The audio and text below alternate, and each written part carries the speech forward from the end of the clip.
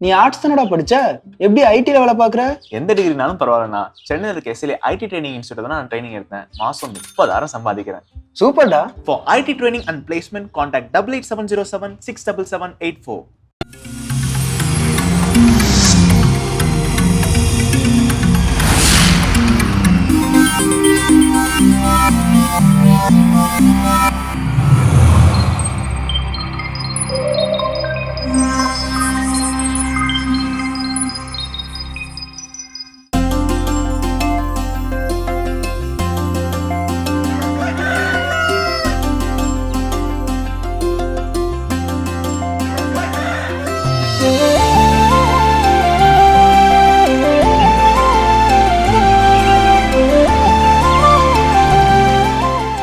தொலைக்காட்சியின் இனிய உறவுகளுக்கு அன்பு வணக்கம். இனிய காலை வணக்கம் ஜோ. வணக்கம் கல்பனா, எப்படி இருக்கிறீங்க? நான் நல்லா இருக்கேன், புன்னகை நிறைந்த முகத்தோடு ரொம்ப சந்தோஷமா இருக்கேன், மகிழ்ச்சியா இருக்கேன். அந்த மகிழ்ச்சி நினைக்கணும்னா ஜோவுடைய கதையை நம்ம கேட்க போறோம் இன்னைக்கு. கண்டிப்பா அந்த கதையை கேட்டதுக்கு அப்புறம் உங்ககிட்ட மகிழ்ச்சி இருக்கும். என்ன அப்படின்னா, ஒரு மிகப்பெரிய கார் மேனுஃபேக்சரிங் பண்ணக்கூடிய ஒரு கம்பெனி, ஸோ கார் உற்பத்தி செய்யக்கூடிய ஒரு நிறுவனம். அந்த நிறுவனத்துல வந்து ஒரு புதிய மாடல் கார் லான்ச் பண்ணலாம் அப்படின்னு சொல்லி அது எல்லா ஃபீச்சர்ஸும் அதில் என்ன பண்ணணும் இருக்கணும். ஸோ விலையும் என்ன பண்ணணும் கம்மியா இருக்கணும். பட் அதே நேரத்தில் எல்லா ஃபீச்சர்ஸ் இருக்கிற மாதிரியான ஒரு வெஹிக்கிள் என்ன பண்ணணும் டிசைன் பண்ண சொல்லி எக்ஸ்பர்ட்ஸ் எல்லாம் வர வச்சு அந்த designs, interior, exterior, engine design எல்லாமே பார்த்து என்ன பண்றாங்க செய்யறாங்க. செஞ்சு அதை வந்து இன்னொன்று மறைவா வச்சிருக்கணும். அதான் ரொம்ப ரொம்ப முக்கியம். ஏன்னா அதை வந்து கொஞ்சம் கூட சீக்ரெட் ஆயிடக்கூடாது. ஸோ சீக்ரெட்டை வெளியே போயிடக்கூடாதுன்னு சொல்லி ரொம்ப ரொம்ப ரகசியமா என்ன பண்றாங்க, அப்படிப்பட்ட ஒரு வாகனத்தை என்ன பண்றாங்க உருவாக்குறாங்க. வந்து பார்த்து ரெடி பண்ணி முடிச்சு ஃபைனல் அவுட்புட் பாத்தீங்கன்னா அதை பார்த்த உடனே எல்லாருக்கும் பிடிச்சிரும். ரொம்ப அதிகமா எதிர்பார்த்ததை காட்டிலும் ரொம்ப ரொம்ப அதிகமாக அது அவுட்புட் நல்லா என்ன இருக்குது வந்திருக்கு. எல்லாருமே அவ்வளவு மெனக்கட்டு என்ன பண்ணிருக்காங்க, ஒர்க் பண்ணிருக்காங்க. ஸோ இப்போ இந்த மாடலை கொண்டு போய் அப்படி லான்ச் பண்ண அப்படி ஸ்டேஜில் நிறுத்தணும் அப்படின்னா எல்லாரும் வாவ் அப்படின்னு வாயை பிளந்து எல்லாரும் வந்து அதை ரொம்ப நேசிக்க ரசிக்க இது கண்டிப்பா வாங்கி ஆகுங்கிற அளவுக்கு அது ஆர்வத்தை இருக்குது. அவ்வளோ ஒர்த்தா இருக்குது அந்த வாகனம். இப்ப இந்த வாகனத்தை என்ன பண்ணும், ஸ்டேஜுக்கு எடுத்துட்டு போகணும். அப்பதான் ஒரு விஷயத்த கவனிக்கிறாங்க. இவங்க மறைச்சு வச்சு ரகசியமா செஞ்சதுனால ஒரு அறையில வச்சு என்ன பண்ணாங்க, ரெடி பண்ணாங்க. இப்ப அந்த அறையில இருந்து வெளியே எடுத்துட்டு போனா அந்த அறையோடைய வாயில் கதவை விட கார் என்னவா இருக்குது, பெருசா இருக்குது. இப்ப இதுல இருந்து வெளியே என்ன பண்ண முடியாது, எடுத்துட்டு போக முடியாது. அப்படி அதுக்கு மீறி எடுத்துட்டு போக முற்பட்டோம் அப்படின்னா அந்த பெயிண்டிங் எல்லாம் என்ன ஆகும், ஸ்கிராச்சஸ் வரும். இல்ல சுவரை என்ன பண்ணணும், இடிக்கணும். நுழைவாயில் இடிச்சோம் அப்படின்னா அந்த நுழைவாயில் என்னன்னா ஒரே பில்லர்ல எல்லாமே இதா இருக்கும். ஒட்டு மொத்த பில்டிங் என்ன ஆயிரும், கீழே விழுந்துரும். ஸோ அப்போ இது என்னடா பண்ணலாம் அப்படின்னு சொல்லி யோசிச்சிருக்கலாம். சரி பெயிண்ட் தானே, லைட்டா ஸ்கிராச்சஸ் ஆனாலும் பரவாயில்ல, வெளியே கொண்டு போய் திரும்ப என்ன பண்ணிக்கலாம், பெயிண்ட் அடிச்சிக்கலாம். ஆனா இவங்க மனம் ஏற்கமா இருக்குது. அவ்வளவு அழகா பார்த்து பண்ணிருக்கிறோம். இது ஒரு சின்ன குறையாவே நமக்குள்ள என்ன ஆகிட்டே இருக்கு, பட்டுக்கிட்டே இருக்கும். என்ன பண்ணன்னு தெரியலையே, இந்த உயரத்தை மட்டும் ஏதாவது கம்மி பண்ணிருக்க வேண்டாமா, உயரத்தை முதல்ல அளந்திருக்க வேண்டாமா, கதவுடைய உயரம் என்ன, இதனுடைய உயரம் என்ன, ஏன்னா அந்த உயரம் தான் என்னதுக்கு டிஸ்டர்பன்ஸா இருக்குது. இப்ப சவர் அடிச்சா மொத்தமா பில்டிங் இடியக்கூடிய ஒரு அபாயம் இருக்குது. என்னடா யோசிச்சுட்டே இருக்கலாம். அங்க வந்து துப்புரவு பணி செய்யக்கூடிய ஒரு பணியாளர் வந்துட்டு எனக்கு ஒரு யோசனை சொல்லுது, சொல்லட்டுமா அப்படின்னு அவங்க சொல்றாங்க. இவ்வளவு எக்ஸ்பர்ட் செஞ்சு எங்களுக்கே என்ன பண்றதுன்னு தெரியாம முடிச்சிட்டு இருக்கிறோம், நீங்க என்ன யோசனை சொல்ல போறீங்க? வேற ஒண்ணும் பிரச்சனை, உங்களுக்கு ஹைட்டு தானே பிரச்சனையா இருக்குது. ஆமா, 4 டயர்லயும் காத்து என்ன பண்ணுங்க, இறக்கி விடுங்க, ஹைட்டு குறைஞ்சிரும். தள்ளி கொண்டு போய் வெளியே எடுத்துட்டு அப்ப வெளியே காத்து என்ன பண்ணிக்கோங்க, நிரப்பிக்கோங்க அப்படின்னு. ஸோ வாழ்க்கையில சில நேரங்கள் நம்ம பார்த்து பண்ண விஷயங்கள்ல பெரிய பிரச்சனை போல தெரிந்தாலும் அதற்கான சொல்யூஷன் சின்ன கடுகளவுல தான் இருக்கும் அப்படின்றது. இந்த மாதிரி தகுதி இருக்கவங்க தகுதி இல்லாதவங்க அப்படிலாம் கிடையாது. நமக்கு பிடிச்சவங்க, நம்மளுக்கு நல்லது செய்யணும்னு நினைக்கிறவங்க கண்டிப்பா சொல்ல வருவாங்க. ஸோ ஒரு அற்புதமான சிந்தனையோடவே இந்த நாளை நம்ம ஆரம்பிச்சிடலாம். இப்ப ஆலி தரிசனம் பார்க்கலாம்.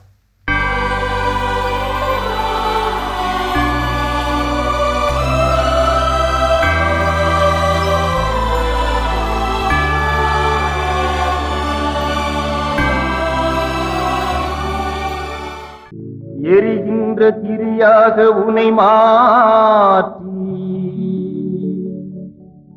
இருள் சூழ்ந்த என் வாழ்வில் ஒளியேற்றி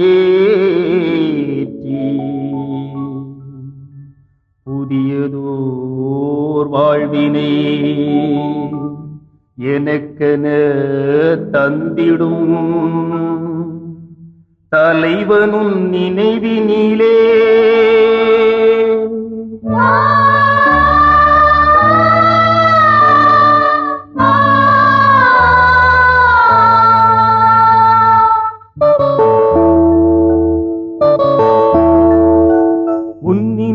சங்கமிக்கும் என் இதயம் அது உன் வழியை பின்தொடரும் வாழ்வில் நீதம், பின்தொடரும் வாழ்வில் நீதம்.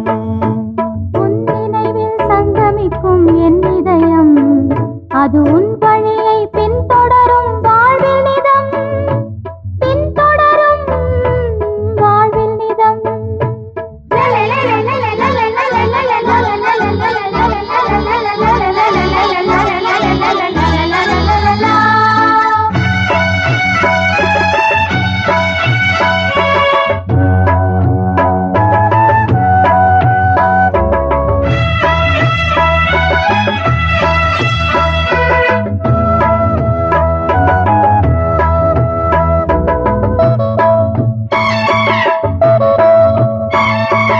உன்னுறவினில் விழிதிறந்தது உண்மை அன்பின் சுவை தெரிந்தது, தன்னலத்தின் தலையறுந்தது எந்த நேசுவே.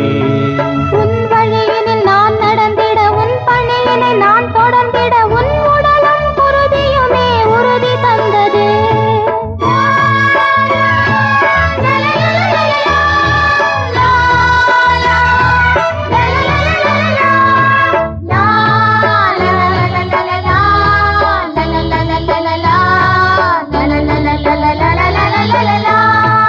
உந்தன் அன்பிற்கு எல்லை இல்லையே, உன் நினைவில் துன்பம் இல்லையே. உன் நினைவில் சங்கமிக்கும் என் இதயம், அது உன் வழியை பின்தொடரும் வாழ்வில் நிதம், பின்தொடரும் வாழ்வில் நிதம்.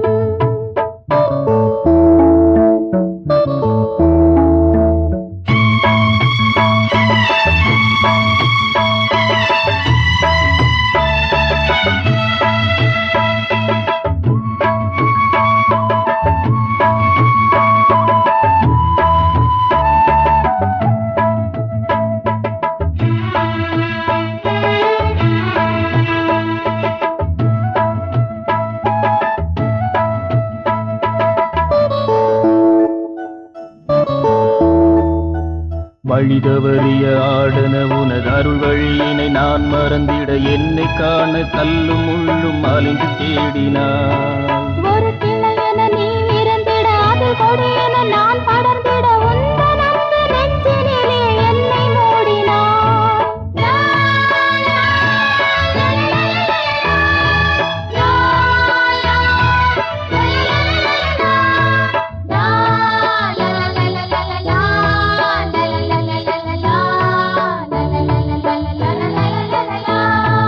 உந்தன் அன்பிற்கு எல்லை இல்லையே,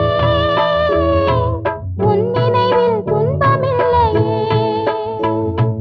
உன் நினைவில் சங்கமிக்கும் என் இதயம், அது உன் வழியை பின்தொடரும் வாழ்வில் நீதம், பின்தொடரும் வாழ்வில் நீதம். உன் நினைவில் சங்கமிக்கும் என் இதயம், அது உன் வழியை பின்தொடரும் வாழ்வில் நிதம், பின்தொடரும் வாழ்வில் நிதம். மிக சிறப்பான அற்புதமான ஆலய தரிசனம் நம்ம பார்த்துட்டோம். இனிய காலை வேளையில் இந்த இடத்துல இருந்து, இந்த தளத்துல இருந்து நம்ம என்ன கடத்தி கொள்ள போகிறோம்? ஸோ இன்னைக்கான சிந்தனை என்ன அப்படின்னா, நம்ம வாழ்க்கையில் செய்யக்கூடிய சின்ன சின்ன நாள்தோறும் பண்ணக்கூடிய பழக்க வழக்கங்கள் நம்ம வாழ்வில் மிகப்பெரிய நல்ல நல்ல மாற்றங்களை கொண்டு வரும். ஏற்படுத்தும். ஸோ அந்த வகையில் நம்முடைய வாழ்வை மேம்படுத்துவதற்காக நாம் தொடங்க வேண்டிய பின்பற்ற வேண்டிய சில பழக்க வழக்கங்கள் என்னென்ன அப்படிங்கிறது இது எல்லா நாளும் செஞ்சுட்டு இருக்கிறோம். அதுல கொஞ்சம் அடிஷ்னலா சில விஷயங்கள் எக்ஸ்ட்ரா என்ன பண்ண போறோம், செய்ய பேக்கப் போட போறோம். ஸோ ஒவ்வொரு நாள் காலைல எந்திரிச்சு என்ன பண்றோம், தூயில் எந்திக்கிறோம். காலைல எந்திக்கிறது எல்லாரும் என்ன பண்றோம், ஒவ்வொருத்தவங்க 4 மணி 5 மணி 6 மணி 7 8 மணி அவங்களுடைய வசதி வாய்ப்புக்கு ஏற்றா போல என்ன பண்றாங்க, தூங்கி எந்திக்கத்தான் செய்யும். எந்திரிச்ச உடனே என்ன செய்யறோம், போன் எடுத்து பாக்குறோம். அதான் அப்போ நம்ம எல்லாருமே எந்திக்கிறப்ப என்ன பண்றோம், ஏதோ ஒரு வித்தவுட் இன்டென்ஷன், எதுக்கு இந்த நாளை தொடங்குறோம், ஏன் தொடங்குறோம்னு எந்த ஒரு நோக்கமும் இல்லாமல் எந்த ஒரு குறிக்கோளும் இல்லாமல் தான் ஒவ்வொரு நாளும் என்ன பண்றோம், தொடங்கிக்கிட்டே இருக்கும். ஸோ அப்போ அதுல ஒரு சின்ன மாற்றம். ஒவ்வொரு நாளும் இந்த நாள்ல நான் என்ன செய்ய போறேன், இந்த நாள் என்னுடைய வேலை எப்படிப்பட்டதாக இருக்க போகிறது. ஸோ அப்படிப்பட்ட ஒரு இன்டென்ஷனோட ஒவ்வொரு நாளையும் நாம் தொடங்குகின்ற பொழுது நமக்கு இந்த மொபைலை பார்க்கணும், அதுல வேலை நேரத்தை விரயம் செய்யணும், இதுல நேரத்தை விரயம் செய்யணும், நமக்கு என்ன ஆகுது, எண்ணங்கள் போகும். ஏன் அப்படின்னா என்ன செய்யணும்னு தெரிஞ்சிருச்சு, தோணிருச்சு அப்படின்னா நம்ம அதை என்ன பண்ணுவோம், செய்வோம். ஒவ்வொரு நாள் முருங்க செல்வதற்கும் நான் நாளைக்கு காலைல 4 மணிக்கு எந்திக்கணும்னு நான் முடிவு பண்ணிருக்கிறேன், எந்திச்சா எனக்கு வெற்றி, எந்திக்கலன்னு எனக்கு தோல்வி அப்படின்னு ஒரு மனநிலையோட போய் படுத்துங்கணும்னா காலைல 4 மணிக்கு எந்திக்கிறப்ப அலாரம் அடிச்ச உடனே மைண்டுக்குள்ள ஓடும், எந்திச்சா வெற்றி, எந்திக்கலன்னா தோல்வி. என்ன பண்ணலாம், ஓகேன்னு இழுத்து மூடிட்டு தூங்கினா வாழ்வின் தோல்வியான ஒரு நாளாக அமைய போகிறது. இல்ல அந்த போர்வையெல்லாம் தூக்கி தூர வீசிட்டு என்னோட படிக்கையை மடிச்சு வச்சுட்டு என்னோட வேலையில நான் கவனம் செலுத்தினா அது வெற்றியான நாளாக அமைய போகிறது. ஸோ அப்போ எழுந்திருக்கின்ற பொழுதே ஒரு நல்ல நோக்கத்தோடு குறிக்கோளோடு எழுந்திருக்க கற்றுக்கொள்ள வேண்டும். இன்னும் இது போன்ற நிறைய நல்ல காரியங்களை கற்றுக்கொள்வோம், தொடர்ந்தும் பேசுவோம். இப்ப அடுத்த பகுதி பார்க்கலாம்.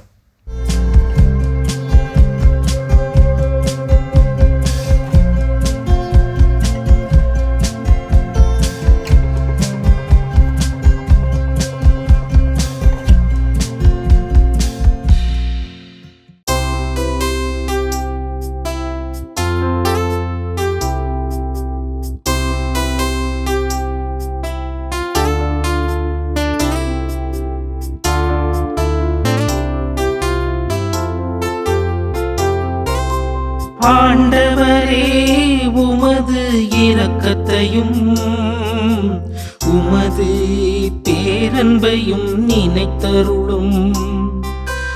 ஆண்டவரே உமது இரக்கத்தையும் உமது பேரன்பையும் நினைத்தருளும். ஆண்டவரே உம் பாதைகளை நான் அறியச் செய்தருளும். உம் வழிகளை எனக்கு கற்பித்தருளும். உமது உண்மை நெறியில் என்னை நடத்தி எனக்கு கற்பித்தருளும். ஏனெனில் நீரே என் மீட்பராம் கடவுள். நீரே என் மீட்பராம் கடவுள்.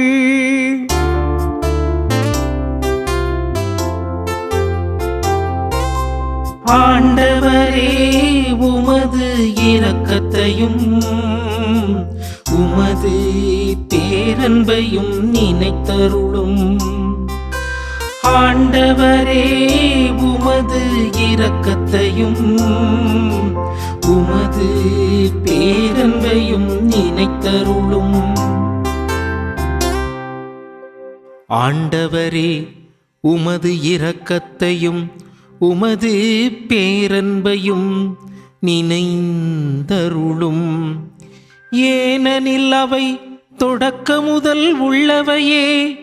உமது பேரன்புக்கு ஏற்ப என்னை நினைத்தருளும். ஏனெனில் ஆண்டவரே நீரே நல்லவர். ஆண்டவர் நல்லவர், நேர்மையுள்ளவர். ஆகையால் அவர் பாவிகளுக்கு நல்வழியை கற்பிக்கின்றார். எளியோரை நேரிய வழியில் அவர் நடத்துகின்றார். எளியோர்க்கு தமது வழியை கற்பிக்கின்றார். எளியோருக்கு தமது வழியை கற்பிக்கின்றார்.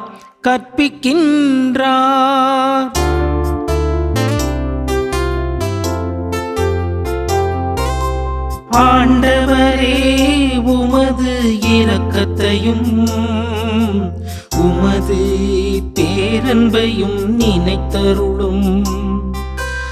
ஆண்டவரே உமது இரக்கத்தையும் உமது பேரன்பையும் நினைத்தருளும்.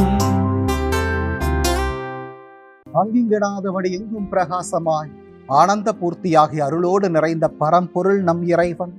அந்த இறைவனை அறிந்து கொள்ள, உணர்ந்து கொள்ள, அனுபவித்து பார்க்க நமக்கு கொடுக்கப்பட்டிருக்கிற இறைவார்த்தை திருப்பாடல் 25.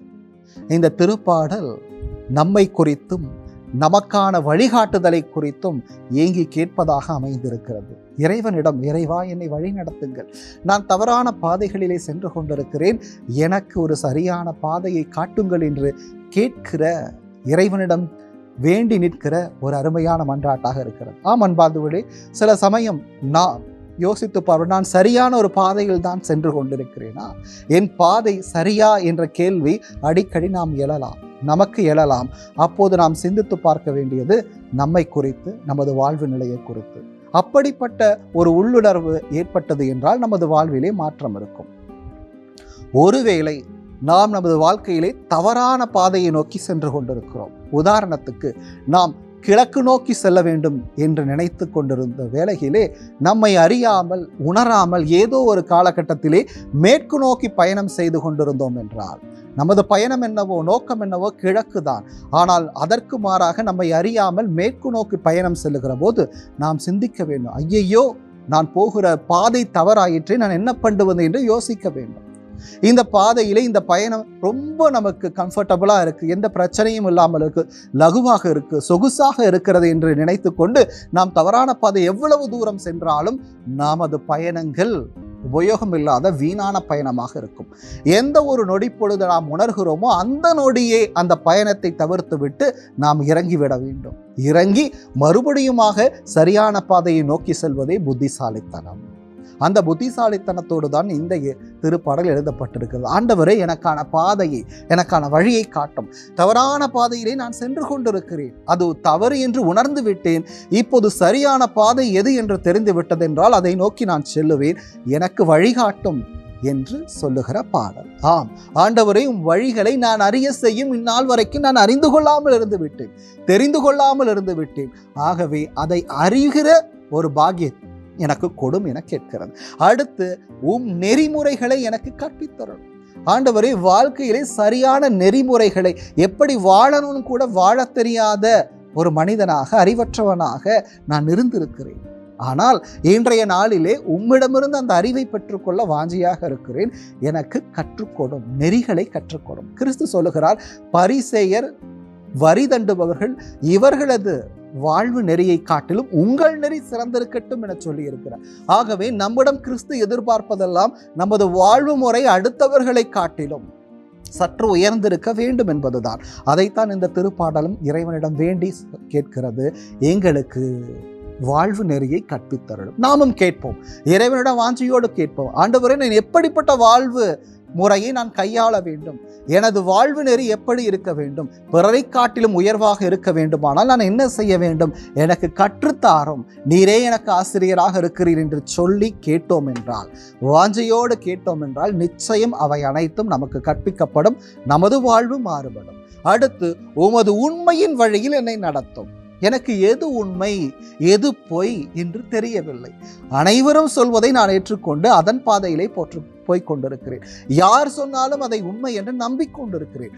ஆளாளுக்கு ஒவ்வொன்றை சொல்லிக் கொண்டிருக்கிறார்கள். நான் எதை கடைபிடிப்பது, எதை நம்புவது எனக்கு தெரியவில்லை. ஆகவே எனக்கு நீரே கற்றுக்கொடும், உண்மையின் பாதையை எனக்கு சுட்டி காட்டும், நான் அந்த பாதையில் செல்கிறேன் என்று சொல்லுகிற மிக அருமையான திருப்பாடல். ஏனென்றால் கடவுளை நீர்தான் மீட்பராக இருக்கு, நீர்தான் என்னை மீட்கக்கூடிய தெய்வமாக இருக்கிறேன், உமக்குத்தான் உண்மை வழி தெரியும், ஆகவே உண்மையை எனக்கு கற்றுக்கொடும் என்று இந்த திருப்பாடல் சொல்லுகிறது. மேலுமாக, ஆண்டவரே, உமது இரக்கத்தையும் பேரன்பையும் எனக்கு காட்டும். உமது இரக்கம் வானளவு உயர்ந்து உள்ளது. வானளவு உயர்ந்த மிக பெரியவராக இரக்கமிக்கவராக நீர் இருக்கிறீர். ஆகவே அந்த இரக்கத்தை என்பால் காட்டியருளும். ஏனென்றால் நான் இளமையிலே பல பாவங்களையும் குற்றங்களையும் செய்து தவறான பாதையிலே நான் போயிருக்கிறேன்.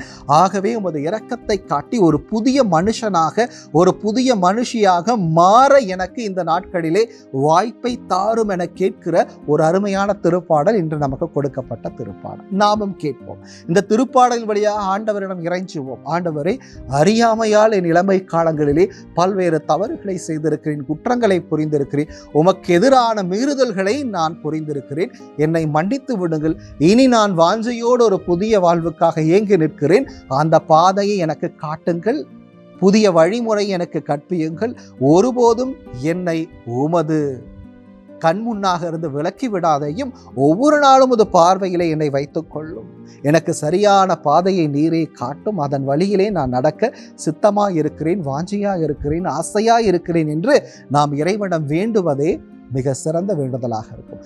அவர் ஒருவேளை நமது வேண்டுதலின் ஏக்கம் அறிந்து, உண்மை அறிந்து நம்மை வழிநடத்த சித்தமானார் என்றால், வழிநடத்த அவர் இறங்கினார் என்றால், கற்றுக் கொடுக்க அவர் தயாராக இருக்கிறார் என்றால், நிச்சயம் அவரிடமிருந்து சிறப்பான பாதையை நாம் கற்றுக்கொள்வோம், வழிமுறையை கற்றுக்கொள்வோம், அந்த வழிப்படி நாம் செல்வோம்.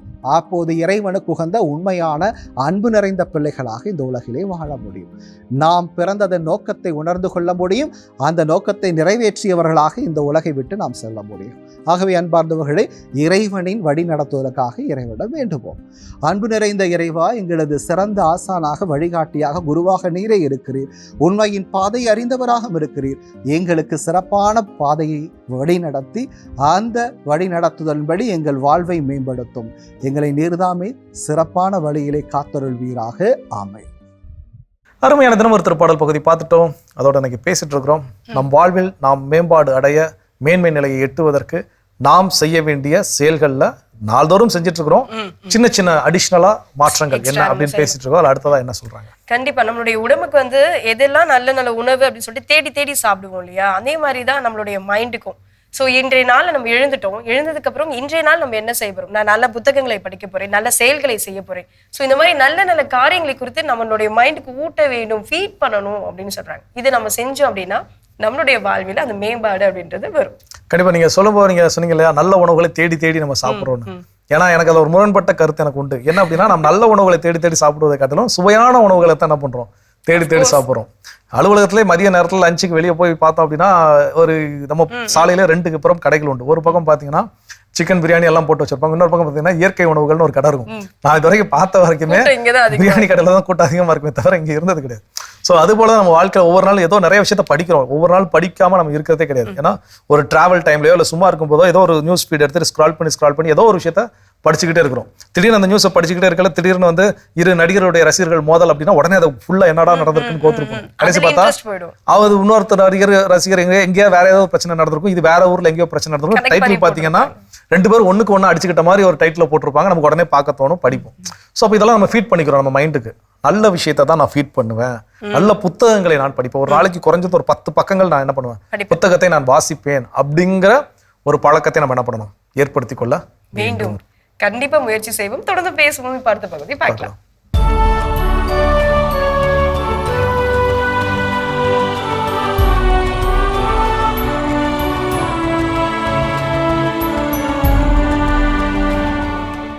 மார்ச் 10 அர்மீனியாவின் 40 மறைசாட்சிகள். 3ஆம் நூற்றாண்டில் அர்மீனிய பேரரசன் லிசுனுஸ் கிறிஸ்துவ மறையினை பின்பற்றுவோரை கடுமையாக துன்புறுத்தி மதம் மாற்றம் செய்தான். தன் போர்ப்படையில் கிறிஸ்துவத்தினை பின்பற்றுகின்ற 40 போர் வீரர்களை கண்டுகொண்ட பேரரசன் லிசுனுஸ் அவர்கள் மதம் மாறுவதற்கு கட்டளையிட்டார். மதம் மாறுவதற்கு மறுப்பு தெரிவித்து ஆண்டவரை புகழ்ந்த 40 இளைஞர்களும் சாட்டை அடியினால் நைய புடைக்கப்பட்டு சிறையில் அடைக்கப்பட்டனர். பல்வேறு துன்புறுத்தல்களுக்கு ஆளாக்கப்பட்ட 40 இளைஞர்களும் பேரரசன் லிசுனுஸின் ஆணைப்படி குளிர் நீர் நிறைந்த குளத்தில் நிர்வாணமாக நிற்க வைக்கப்பட அவர்கள் ஆண்டவரை போற்றி ஜெபத்தில் ஈடுபட்டனர். சுமார் 24 மணி நேரம் குளிர்ந்த நீரில் நின்றதினால் படைவீரர் ஒருவர் உயிரிழக்க மற்றவர்கள் ஜெபத்தில் மூழ்கியிருந்தனர்.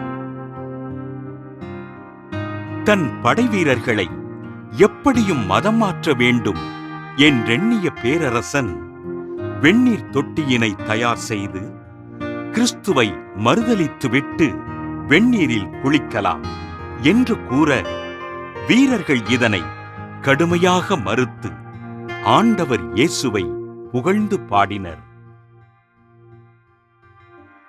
பல்வேறு துன்பங்களை தாங்கிக் கொண்டு கிறிஸ்துவத்தில் உறுதியாய் நின்ற படைவீரர்களை பேரரசன் தீயில் சுட்டெரிப்பதற்கு ஆணையிட படைவீரர்கள் அனைவரும் தீயிற்கு இரையாயினர். தங்களது சுயநலனுக்காக வாழாமல் ஆண்டவருக்காக உயிர் துறந்த இந்த 40 போர் வீரர்களையும் திருச்சபை புனிதர்களாக உயர்த்தியது. அர்மீனியாவின் 40 மறைசாட்சிகளின் திருவிழாவினை கொண்டாடுகிற நாம் வாழ்வில் எத்தனை துன்பங்கள் வந்தாலும் கிறிஸ்துவ விசுவாசத்தில் நிலைத்து நின்று ஆண்டவரிடம் ஒப்புக் கொடுத்து ஜெபிப்போம். சிறப்பான பகுதி இன்றைய புனிதர் நம்ம பார்த்துட்டோம். நம்மளுடைய வாழ்க்கை மேம்பட வேண்டும் என்றால் நாம் சில மாற்றங்களை கொண்டு வர வேண்டும் நம்முடைய செயல்களில். அடுத்ததாக என்ன செய்ய வேண்டும்? ஸோ அடுத்தது என்ன அப்படின்னா, நம்ம நிறைய இன்புட்ஸ் எப்படி நிறைய ஃபீட்ஸ் நம்ம வாசிக்கிறோம் அப்படியோ அதுபோல் நிறைய விஷயங்களை பார்க்கவும் என்ன பண்ணுறோம் செய்கிறோம்.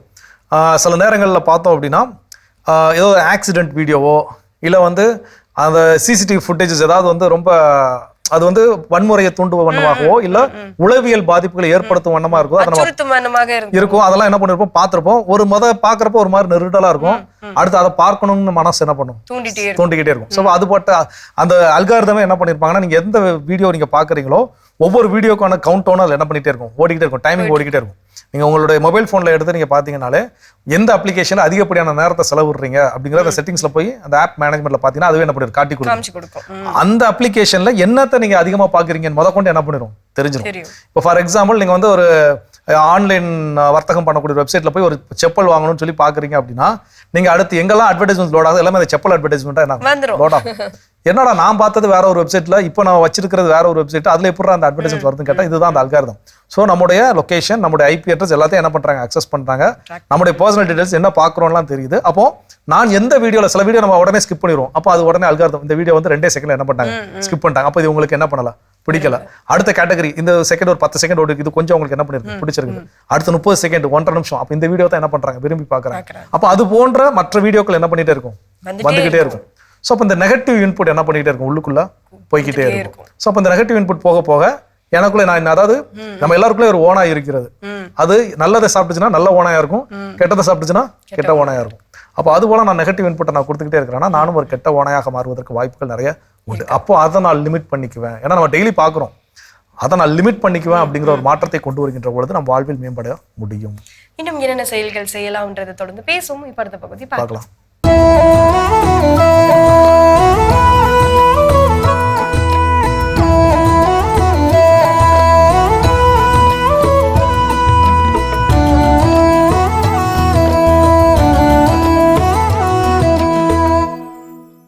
உலக பிரபலங்களின் கல்லறை வாசகங்கள் இதோ அடுக்கடுக்காக மாதா டிவியின் சொந்தங்களுக்காக. புகழ்பெற்ற கவிஞர் ஷெல்லி தனது தாயாரின் கல்லறையில் பொறித்திருந்த கல்லறை கவிதை இது. சத்தமிட்டு நடக்காதீர்கள், இங்கேதான் என் அருமை தாயார் இளைப்பாறிக் கொண்டிருக்கிறார்கள். உலக பேரழகி கிளியோபாட்ராவின் கல்லறை வாசகம் இது. உலகத்திலேயே அழகான பிணம் இங்கே உறங்கிக் கொண்டிருக்கிறது. நல்ல வேளை இவள் பிணமானாள். இல்லாவிட்டால் இந்த கல்லறைக்குள் ரோமாபுரி சாம்ராஜ்யமே பிணமாகி இருக்கும். மகா அலெக்சாண்டரின் கல்லறை வாசகம். இந்த உலகம் முழுவதுமே போதாது என்று சொன்னவனுக்கு இந்த கல்லறை குழி போதுமானதாக ஆகிவிட்டது. ஒரு தொழிலாளியின் கல்லறையில், இங்கே புதைகுழியில் கூட இவன் கரையான்களால் சுரண்டப்படுகிறான். அரசியல்வாதியின் கல்லறையில், தயவு செய்து இங்கே கைதட்டி விடாதீர்கள், இவன் எழுந்து வந்துவிடக் கூடாது. ஒரு விலை மகளின் கல்லறை வாசகம். இங்குதான் இவள் தனியாக தொங்குகிறாள், தொந்தரவு செய்யாதீர்கள், பாவம் செய்ய இனி அவளால் முடியாது. இவ்வளவுதானா வாழ்க்கை என்றா நினைக்கிறீர்கள்? ஆம், அதில் என்ன சந்தேகம்? ஆனானப்பட்டவர்களின் ஆட்டமெல்லாம் அடங்கி போனது அடையாளம் தெரியாமல். உலகையே நடுங்க வைத்த ஹிட்லர் தன் சாவை கண்டு நடுங்கி ஒடுங்கி அடங்கி போனானே. அவனோடு சேர்ந்து சர்வாதிகாரம் போட்ட முசோலினி இறந்தபோது ரஷ்ய நகரில் முசோலினியின் பிணத்தை தலைகீழாக தொங்க போட்டு 1 வாரம் வரை அத்தனை பொதுமக்களும் தங்களது செருப்பால் அந்த பிணத்தை அடித்து அடித்து தனது மன குமுறலை தீர்த்து கொண்டார்களே. இப்படி சொல்லிக்கொண்டே போகலாம். ஆணவக்காரர்கள் அடங்கி போன கதைகளை. நாம் எதை ஆதாரமாக வைத்து ஆணவப்படுகிறோம்? நமது பதவியையா? நாம் சேர்த்து வைத்த சொத்து சுகங்களையா? நமது படிப்பையா? நமது வீட்டையா? நம் முன்னோர்களின் அஸ்தியையா? நமது அறிவையா? நமது பிள்ளைகளையா? எது நம்மை காப்பாற்ற போகிறது? ஆம், ரத்தம் சுருங்கி நமது சுற்றமெல்லாம் ஒதுங்கிய பின் எதுவுமே நம்மை காப்பாற்ற போவதில்லையே. அருமையான கதைகள் 1000 பகுதி பார்த்துட்டோம். அதோட இன்னைக்கு நம்ம பேசிட்டு இருக்கிறோம், நம் வாழ்க்கை மேம்பட நாம் நாள்தோறும் செய்யக்கூடிய பழக்க வழக்கங்கள்ல சின்ன சின்ன மாற்றங்களை என்ன பண்றோம், புகுத்தி கொண்டிருக்கிறோம். அது மிகப்பெரிய நல்ல மாற்றங்களை ஏற்படுத்தும் அப்படின்னு பேசிட்டு இருக்கிறோம். அதுல அடுத்தது என்ன சொல்றாங்க? நம்முடைய பழக்க வழக்கங்கள்ல ஒவ்வொரு நாளும் ஒருத்தரை பாக்குறோம் இல்லையா? நம்மளுடைய பயணத்துல எவ்வளவோ பேரை வந்து பார்த்துட்டு தான் இருக்கும், எல்லார்கிட்டயும் பேசிட்டு தான் இருக்கும். ஆனா அந்த பேச்சு, அந்த வார்த்தையை ரொம்ப கைண்டா நம்ம வந்து பேசுறோமா அப்படின்றது தான் நம்ம கவனிக்க வேண்டிய ஒரு விஷயம். அந்த பழக்க வழக்கம் நம்ம கிட்ட எல்லாருக்கிட்டுமே இருக்கு. நம்ம போற தூரத்துல ஒருத்தவங்க கிட்ட இப்ப பயணத்துல பேசுறோம் அப்படின்னா அந்த இடத்துல அவங்களுக்கு ஏதாவது ஒரு உதவி தேவைப்படுது அப்படின்னா நம்ம அதை கைண்டா அவங்க கிட்ட வந்து அதை எடுத்து கொடுக்குறோமா இல்லை செய்யறோமா அப்படின்றத கவனிக்கணும். ஸோ இப்படிப்பட்ட ஒரு பழக்க வழக்கங்களை இந்த சின்ன சின்ன மாற்றங்களை கொண்டு வரப்போ, இரக்க குணத்தோட நம்ம நடந்துக்கிறப்போ நம்மளுடைய வாழ்க்கை மேம்படும். நிச்சயமா. இதை வந்து எனக்கு இந்த ஸ்பீக் கைண்ட்லி அப்படின்னு சொல்லும்போது வெகு அண்மையில வந்து ஈவினிங் வீட்டுக்கு போறப்போ சில நேரம் அந்த சாலையோர கடைகள்ல ஏதாவது உணவுகள் வாங்கிட்டு போறது பழக்கமா இருக்கும். அப்போ பார்த்த ஒரு 2 நாட்கள், அதாவது 2 வேறு நாட்கள்ல நடந்த நிகழ்வுகள். நான் பார்சல் வாங்கி நிற்கிற மாதிரி இன்னொருத்தர் அங்கே உட்காந்து அங்கே ஸ்டாண்ட் அண்ட் ஈட் அப்படிங்கிற மாதிரி நின்றுட்டு சாப்பிட்ற மாதிரி அமைப்பு அங்கே உண்டு சாப்பிட்டுட்டு இருக்கிறாங்க. அப்போ அன்னைக்கு அவர் வந்து பொரிச்சு கொடுத்த அந்த சிக்கன் பக்கோடா வந்து கொஞ்சம் தீஞ்சிருச்சு. அப்போ அந்த சாப்பிட்ட அந்த நபர் வந்துட்டு இதை போய் மனுஷன் சாப்பிடும், இவ்வளோ கறிச்சு வச்சு உங்களுக்கு செய்ய தர அப்படின்னு ஒரு மாதிரி எமோஷனலாகி 2 பேரும் வாய் தகராறு. அப்புறம் அவர் என்ன பண்ணிட்டாரு, போயிட்டாரு. நான் பார்த்துட்டு வாங்கிட்டு வந்துட்டேன். இது ஒரு நாள் நடந்தது. இன்னொரு நாள் அதே போல ஒரு நாள் வச்சுக்கிட்டு வேற ஒரு நபர் அதே மாதிரி இதாயிருச்சு. அவர் பார்த்துட்டு என்ன அது மாதிரி ஒரு கறி இருக்குன்னா கொஞ்சம் என்ன பண்ண தெரியல, சரி ஓகே அட்ஜஸ்ட் பண்ணி அடுத்து பார்த்து பண்ணுங்க அடுத்தது அப்படிங்கிற மாதிரி ஒரு விஷயம் சொன்னாரு. அவர் என்ன பண்ண, அதை கொடுங்க எதுக்கு அதை போய் சாப்பிட்டுட்டு இருக்கீங்கன்னு ஃப்ரெஷ்ஷாக என்ன பண்ணாருன்னா வேற ரெடி பண்ணி கொடுத்தாரு. ஸோ அப்போ 2மே ஒரே மாதிரியான நிகழ்வு தான், ஆனால் 2 பேர் கையாண்ட விதங்கள் வேற வேற. அப்ப நம்ம எல்லா நாளும் பேசிக்கொண்டே தான் இருக்கிறோம். ஆனால் ஒவ்வொரு நாளும் கனிவோடு பேசுகின்ற பொழுது காணக்கூடிய எல்லா மனிதர்களும் தெரிஞ்சவங்க தெரியாதவங்க எல்லார்ட்டையும் வந்து பொலைட்டா கைண்டா நம்ம பேசுறப்போ நிச்சயமா அது நமக்குள் மிகப்பெரிய ஒரு மாற்றத்தை ஏற்படுத்தும். நம்ம வாழ்வு மேம்பட அது உதவும். நிச்சயமா நம்ம இன்னும் தொடர்ந்து பேசுவோம். அதுக்கு முன்னாடி சின்ன பிரேக் போயிட்டு வந்தோம். கண்டிப்பா.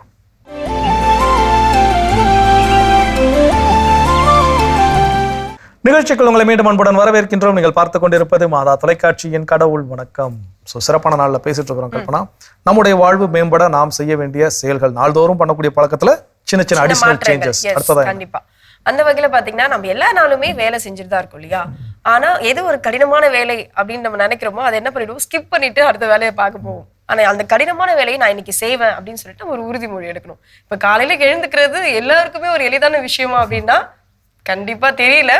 ஆனா அது ஒரு கடினமான விஷயம் அப்படி ஒரு கடினமான வேலை அப்படின்னு நம்ம நினைக்கிறோம் அப்படின்னா அதை நம்ம முயற்சி செய்யணும். ஓகே நம்ம இன்னைக்கு வந்து காலைல சீக்கிரமா எழுந்து போவோம் அப்படின்னு சொல்லிட்டு. ஸோ இந்த மாதிரி சில மாற்றங்களை கொண்டு வரப்போ நம்மளுடைய பழக்க வழக்கங்கள்ல நம்மளுடைய வாழ்க்கை மேம்படும். நிச்சயமா கடினமான வேலைகள் அப்படின்னு நம்ம சொல்ற விஷயத்த நாள்தோறும் செய்ய ஆரம்பிச்சிட்டோம்னா அது எளிதான வேலையை என்ன பண்ணிடும், மாறிடும். அதே மாதிரி தான் காலையில் எந்திரிக்கிற கடினமான வேலை நீங்க சொல்றீங்கன்னா ஒவ்வொரு நாளும் அந்த கடினமான வேலையை நீங்க செஞ்சீங்கன்னா அது உங்களுக்கு எளிதான வேலையா விரைவாகவே மாறிவிடும். அதுதான் வாழ்க்கையினுடைய மேம்படுதல் அப்படிங்கிறது சிறப்பு. இன்னும் இது போல வர அந்த விஷயம் இருக்குங்கிறத தொடர்ந்து பேசலாம்.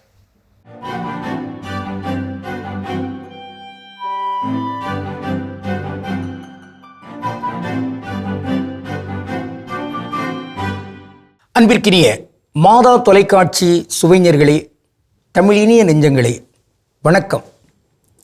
திரிகடகத்தின் இப்பயணத்தில் இணைந்திருக்கும் உங்கள் ஒவ்வொருவருக்கும் இனிய நன்றி நிறை வாழ்த்துகள். இன்று திரிகடகத்தின் 10ஆம் செய்யுளில் அடியெடுத்து வைக்கிறோம். நன்மை அளிக்காதவை.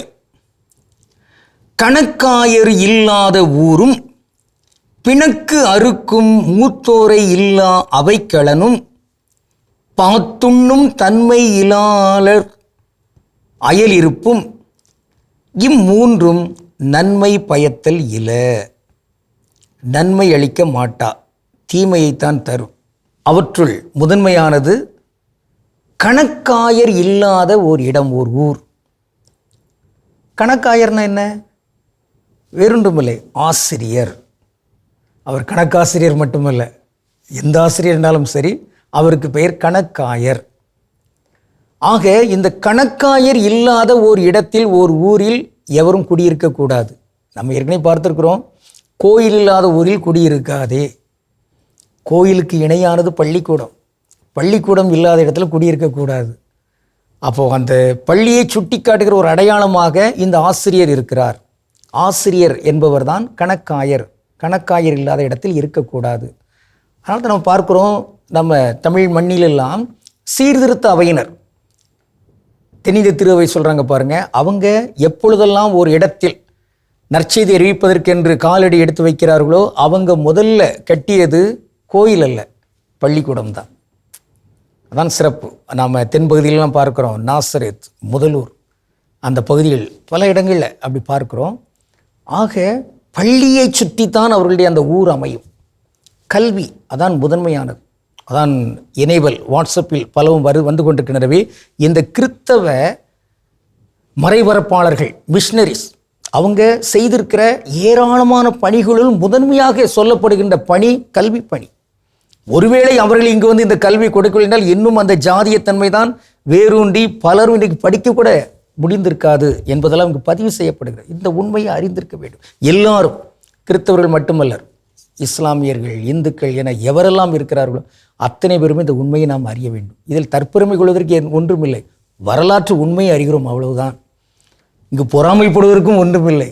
இங்கு யாரோ எவரோ ஒரு காலத்தில் செய்திருக்கிறார்கள், கடவுளுக்கு நன்றி என்றுதான் சொல்ல வேண்டும். அந்த வகையில் ஆசிரியர் இல்லாத ஒரு இடத்தில் இங்கு குடியிருந்து விடக்கூடாது. வள்ளுவர் ஒரு குறளில் வர சொல்லுகிறார், தம் மக்கள் அறிவுடைமை மானிடத்து மண்ணுயிர்க்கெல்லாம் இனிது. ஆக எது உயர்ந்தது? தம்மை விடவும் தம் மகன் உயர்ந்தவனாக, சான்றோனாக, அறிவாளராக உயர வேண்டும் என்று எண்ணுவதுதான் ஒரு தந்தைக்கும் ஒரு தாய்க்கும் சிறப்புக்குரியது. இந்த தாய் தந்தை இடத்தில் இருக்கிறவர் ஆசிரியர். அந்த ஆசிரியர் தன் மாணவன் தன்னை விடவும் உயர்ந்து வருகிறான் என்பதை பார்த்து அவர் மகிழ்வார். அப்படி மகிழ்வதற்கு உகந்த ஆசிரியராக யாரெல்லாம் இருக்கிறார்களோ அவர்கள் இல்லாத ஒரு ஊரில் நாம் குடியிருக்கக்கூடாது. அப்போ இங்க நமக்கு இரட்டை கடமைகள் இருக்கின்றன. ஒன்று, அப்படிப்பட்ட சான்றோராகிய ஆசிரியர்களாக இங்கு உருவாக்க வேண்டும். ஆசிரியர்களுடைய எண்ணிக்கை இங்கு பெருக வேண்டும். அவர்கள் எல்லாரும் சான்றோர்களாக இருக்க வேண்டும். இங்கு ஆசிரியர் தகுதி தேர்வு, டெட், அது தேர்ச்சி பெற்று விட்டேன். இந்த தேர்ச்சி என்பது வேலைக்குரிய ஒரு தேர்ச்சி, அவ்வளவுதான். ஆனால் உண்மையான ஆசிரியர் தகுதி என்பது தன்னுடைய மாணவன் உயர்ந்து நிற்கின்ற அளவுக்கு உயர்த்துகின்ற மேதைகளாக தங்கள் வாழ்வால், தங்கள் எடுத்துக்காட்டுகளால் அவர்கள் திகழ வேண்டும். அப்படிப்பட்ட தகுதி சான்று இங்கு பெற வேண்டும். அத்தகைய ஆசிரியர்கள் இல்லாத இடத்தில் குடியிருப்பது என்பதை கூட அது தகாத ஒன்று, அது வேண்டாத ஒன்று என்றாக இங்கு பதிவு செய்யப்படுகிறது. இங்கே நாம் இன்று ஒரு சொல், அதை நாம் மனத்தில் பதித்துக் கொள்வோம். ஆசிரியர் என்கிற சொல்லுதான், அல்லது இன்றைக்கு நாம் செய்யுளில் பார்த்த அந்த கணக்காயர் ஆசிரியர். பல நேரங்களில் வாத்தியார் என்கிற சொல் பயன்படுத்தப்படுகிறது. அந்த காலத்தில் ஒரு பாட்டு வரும், வாங்கையா வாத்தியார் ஐயா வரவேற்க வந்தோமையன்னு வரும். ஆக வாத்தியார் என்பது தமிழ் இல்லை, அது சமஸ்கிருத சொல். மாறாக தமிழ் என்பது ஆசிரியர், ஆசான், கணக்காயர் என்கிற சொல். இந்த சொற்களை நாம் அடிக்கடி பயன்படுத்தலாம். ஆக எது எப்படியோ இங்கு நல்ல ஆசிரியர்கள் இருக்கின்ற, நல்ல பள்ளிக்கூடங்கள் இருக்கின்ற அந்த ஊர்கள், அவைதான் மனிதர்கள் குடியிருப்பதற்குரிய சிறந்த இடம். அந்த இடங்களை நாம் உருவாக்க வேண்டும். ஊர்களில், சிற்றூர்களில் இருக்கிற பள்ளிகளையெல்லாம் அழித்து விடுதல் என்பது, அங்கு ஆசிரியர்களையெல்லாம் அப்புறப்படுத்தல் என்பது, இங்கு தொழில் தன்மையில், லாபத்தன்மையில் இங்கு வேறு வகையான பள்ளிக்கூடங்களை உருவாக்குதல் என்பது இந்த திரிகடுகத்துக்கு எதிரான செயல். இதை மறந்துவிடக்கூடாது. எனவே தமிழ் கூறும் நல்லுலகு இருக்கின்ற இடங்களிலெல்லாம் இங்கு தமிழ் வழி கல்விக்கூடங்கள் இருந்தாக வேண்டும். அவரவர் தாய்மொழியில் படிக்கின்ற கல்விதான் உயர்ந்தது. வெளிநாடுகளிலே, பல நாடுகளிலே ஆங்கிலம் என்பது கூட அவர்களுக்கு தெரியாது. அப்படி தெரியாமல் இருப்பது என்பது ஒன்றும் குற்றமில்லை. ஆனால் என் பிள்ளைக்கு தமிழ் தெரியாது என்று ஒரு தாய், தமிழ் தாய் பெருமைப்படுகிறார் என்றால் அதுதான் இழிவு. எனவே இங்கு தாய்மொழியில் உயர்வதற்கு, அத்தகைய ஆசிரியர்கள் பெருகுவதற்கு உறுதி ஏற்றுக்கொள்வோம். கடவுளுக்கு திருவிழமானால் மீண்டும் நாளை திரிகடுகத்தில் இணைந்து மகிழ்வோம். நன்றி, வணக்கம். மிக சிறப்பான திரிகடுகம் பகுதி நம்ம பார்த்துட்டோம் ஜோ. நம்முடைய வாழ்க்கை மேம்பட, நம்முடைய பழக்க வழக்கங்களை சில மாற்றங்கள் கொண்டு வந்தால் அது மிக சிறந்தது அப்படின்னு சொல்லி நம்ம பேசிட்டு இருக்கோம். அடுத்ததா சொல்லக்கூடிய விஷயத்த சொல்றதுக்கு முன்னாடி, என்னுடைய நண்பர் ஒருத்தர், கல்லூரி காலத்துல இருந்து என்னுடைய நண்பர், அவர் படிக்கிறப்ப என்ன பண்ணுவார் அப்படின்னு பாத்தீங்கன்னா, கையில வந்து கேஷா வச்சிருப்பாரு. கேஷா வச்சிருக்க மாட்டாரு, அக்கௌண்ட்ல போட்டு வச்சுப்பாரு. என்னன்னு கேட்டா, கையில எனக்கு எவ்வளவு செலவழிக்கனே தெரியல மச்சான், சோ இந்த மாதிரி நான் வந்து செலவழிச்சுக்கிட்டே இருக்கிறேன், அதனால நான் அக்கௌண்ட்ல போட்டு என்ன பண்றேன், சேஃபா வச்சுக்கிறேன் அப்படின்னு சொல்லிட்டு அவருடைய பர்ஸ் பெரும்பாலும் பாத்தீங்கன்னா காலியான எம்டி பர்ஸா தான் வச்சிருப்பாரு. எதுவும் கேட்டோம் அப்படின்னா உடனே ஏடிஎம்ல போய் பணம் எடுத்துட்டு வந்து, ஏதோ ஒரு ஃபார் எக்ஸாம்பிள் ஒரு காலேஜ் டூரோ இல்ல ஏதோ ஒரு அசைன்மெண்ட்டுக்கு சப்மிட் பண்ண வேண்டிய பணமோ எல்லாம் இப்படிதான் அவர் செஞ்சுட்டு. இப்ப வெகு அண்மையில ஊருக்கு போயிருந்தப்போ அவரை மீண்டும் பார்க்கக்கூடிய ஒரு சூழல். இப்ப பாத்தீங்கன்னா எப்படா இருக்கு எல்லாம் பேசிட்டு பார்த்தோம்னா, அவரோட பர்ஸ் வெயிட்டா இருக்குது, பயங்கரமா காசு வச்சிருக்கான்.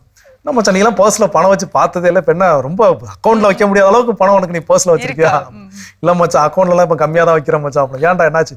எனக்கு டிஜிட்டல்னு போச்சோ, இன்னைக்கு அக்கௌண்ட்ல இருந்து எவ்வளவு போகுதுன்னு என்ன பண்ண மாட்டேங்குது, தெரிய மாட்டேங்குது. அதனால நான் என்ன பண்றேன், கையில வச்சு பழங்கிக்கிட்டு இருக்கிறேன் அப்படின்னு. ஸோ அப்போ ஒரே மனிதர் பட் இருவேறு மாற்றங்கள் அந்த சூழலை பொறுத்து மாறி நாமளும் ஒவ்வொரு நாளும் என்ன பண்றோம், ஏதோ ஒரு சில விஷயத்த செலவழிச்சுக்கிட்டே இருக்கிறோம். ஆனா அதை ட்ராக் பண்றோமா, கண்டிப்பா எக்ஸ்பென்சஸ் எவ்வளவு ஆகுது, ஒரு நாளைக்கு எவ்வளவு செலவு பண்றோம், ஒரு நாளைக்கு சாப்பிட எவ்வளவு செலவு பண்றோம், மத்த போக்குவரத்துக்கு எவ்வளவு செலவு பண்றோம், இந்த மாதிரியான விஷயங்கள்லாம் நம்ம என்ன பண்றதுல ட்ராக் பண்றதுல. அப்போ நம்மளும் சொல்லக்கூடிய காரணம் எனக்கு எவ்வளவு பணம் வருது எவ்வளவு போகுதுன்னு தெரிய மாட்டேங்கி அப்படின்னு சொல்றோம். சில நேரங்கள்ல ஏதோ ஒரு இடத்துல சாப்பிட்டுட்டு அங்க அமௌண்ட் ஜிபே பண்றதுக்கோ இல்ல வந்து போன் பே பண்றதுக்கோ ட்ரை பண்றப்போ அது டிக்ளைன் ஆகும் போதுதான் ஐயோ அக்கௌண்ட்ல பணம் இல்லைங்கிறது நமக்கு என்ன பண்ணுது தெரிய வருது.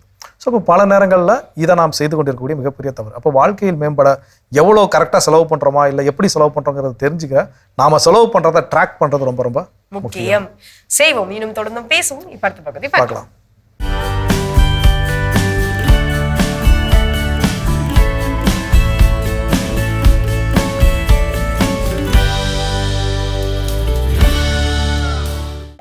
ஒரு ரீல் இன்னும் முடியவே இல்லை, ஆனால் நம் விரல் ஏற்கனவே அடுத்ததை தேடுகிறது. ஒரு கருத்து மனதில் பதியும் முன் இன்னொரு ரீல் நம்மை இழுத்துச் செல்கிறது. நிறுத்தாமல் நகரும் இந்த டிஜிட்டல் உலகத்தில் நாம் தொலைந்து கொண்டே இருக்கிறோம். சமூக ஊடகங்களில் ஒவ்வொரு நெக்ஸ்டுக்கு பின்னால் அடுத்தது அடுத்தது என்று சொல்வதற்கு பின்னால் ஒரு கவனம் கலைகிறது, ஒரு உரையாடல் சிதறுகிறது, ஒரு தருணம் தொலைந்து போகிறது, ஒரு உறவு மறுக்கப்படுகிறது. இந்த பழக்கம் நம்மை இணைக்கிறதா இல்லை நம்மை நம்மிடமிருந்து விலக்குகிறதா? நம்மை அடிமைப்படுத்துகிறதா இல்லை அடையாளப்படுத்துகிறதா? அதற்கான பதிலை வலை உலகத்தில் அருள்வாக்கின் ஒளியில் தேடுவோமா? தொடக்க நூல் 2. அவர் தாம் செய்த வேலைகள் அனைத்தையும் நிறைவு பெறச் செய்து 7ஆம் நாளில் ஓய்ந்திருந்தார் என்று விவிலியத்திலே வாசிக்கிறோம். அடுத்து என்ன அடுத்து என்ன அடுத்து என்ன படைப்பு என்று இருக்கக்கூடிய அந்த தொடர் சுழற்சியை அவர் முறித்தார். இத்தகைய செயல் கடவுளின் படைப்பு பணியை அவரே ரசிக்க செய்தது. அவர் அனைத்தையும் முற்று நோக்கி கடைசியாக அது மிக நல்லது என கண்டார். ஓய்வு நாள் என்பது மிருகங்கள் மனிதர்கள் என்று அனைவருக்கும் அடுத்து வேலை செய்வதற்கான உத்வேகத்தை கொடுத்தது. The practice of Sabbath is a physical and neural reset என்று சொல்கிறார்கள். ஓய்வு நாள் என்பது உடலுக்கு மட்டுமல்ல, மூளை நாளங்களுக்கான ஓய்வு என்கின்றனர் அறிஞர்கள். அது என்ன என்று தொடங்கி அடுத்து என்ன என்று ஏங்கி தவிப்பதுதான் மனித மனதின் இயல்பாக உள்ளது. இதனை உளவியலாளர்கள் நெக்ஸ்டிங் என்று சொல்கிறார்கள். அடுத்து என்ன? சமூக ஊடக உலகில் நெக்ஸ்டிங் என்பது மனித மனதில் அடுத்து என்ன என்ற ஆர்வத்தை கிளர்ந்தெழச் செய்து சமூக ஊடக வலைப்புழுக்களாக நம்மை மாற்றிவிடுகிறது. சமூக ஊடகங்களை அளவிற்கு அதிகமாக பயன்படுத்தும் போது நமது உடலில் டோப்பமைன் என்ற அமிலம் சுரந்து, அது மகிழ்ச்சி அமிலம் சுரந்து அந்த வெகுமான சுழற்சிக்குள் ரிவார்டு லூப் நம்மை சிக்க வைத்து விடுகிறது. தாவர குடுவை பற்றி கேள்விப்பட்டிருப்பீர்கள். அது பூச்சிகளை வசீகரிக்கும், அருகில் வருபவற்றை மயக்கி தனக்கு உணவாக்கி கொள்ளும். ஒரு வீடியோவை பார்க்கிறோம், அது ஒருவித மகிழ் மயக்கத்திற்கு இட்டுச் செல்கிறது. மீண்டும் உடலும் உணர்வும் அதே மகிழ் மயக்க நிலையை எதிர்பார்க்கிறது. எனவே மீண்டும் அடுத்த வீடியோவை பார்க்க அது நம்மை தூண்டுகிறது.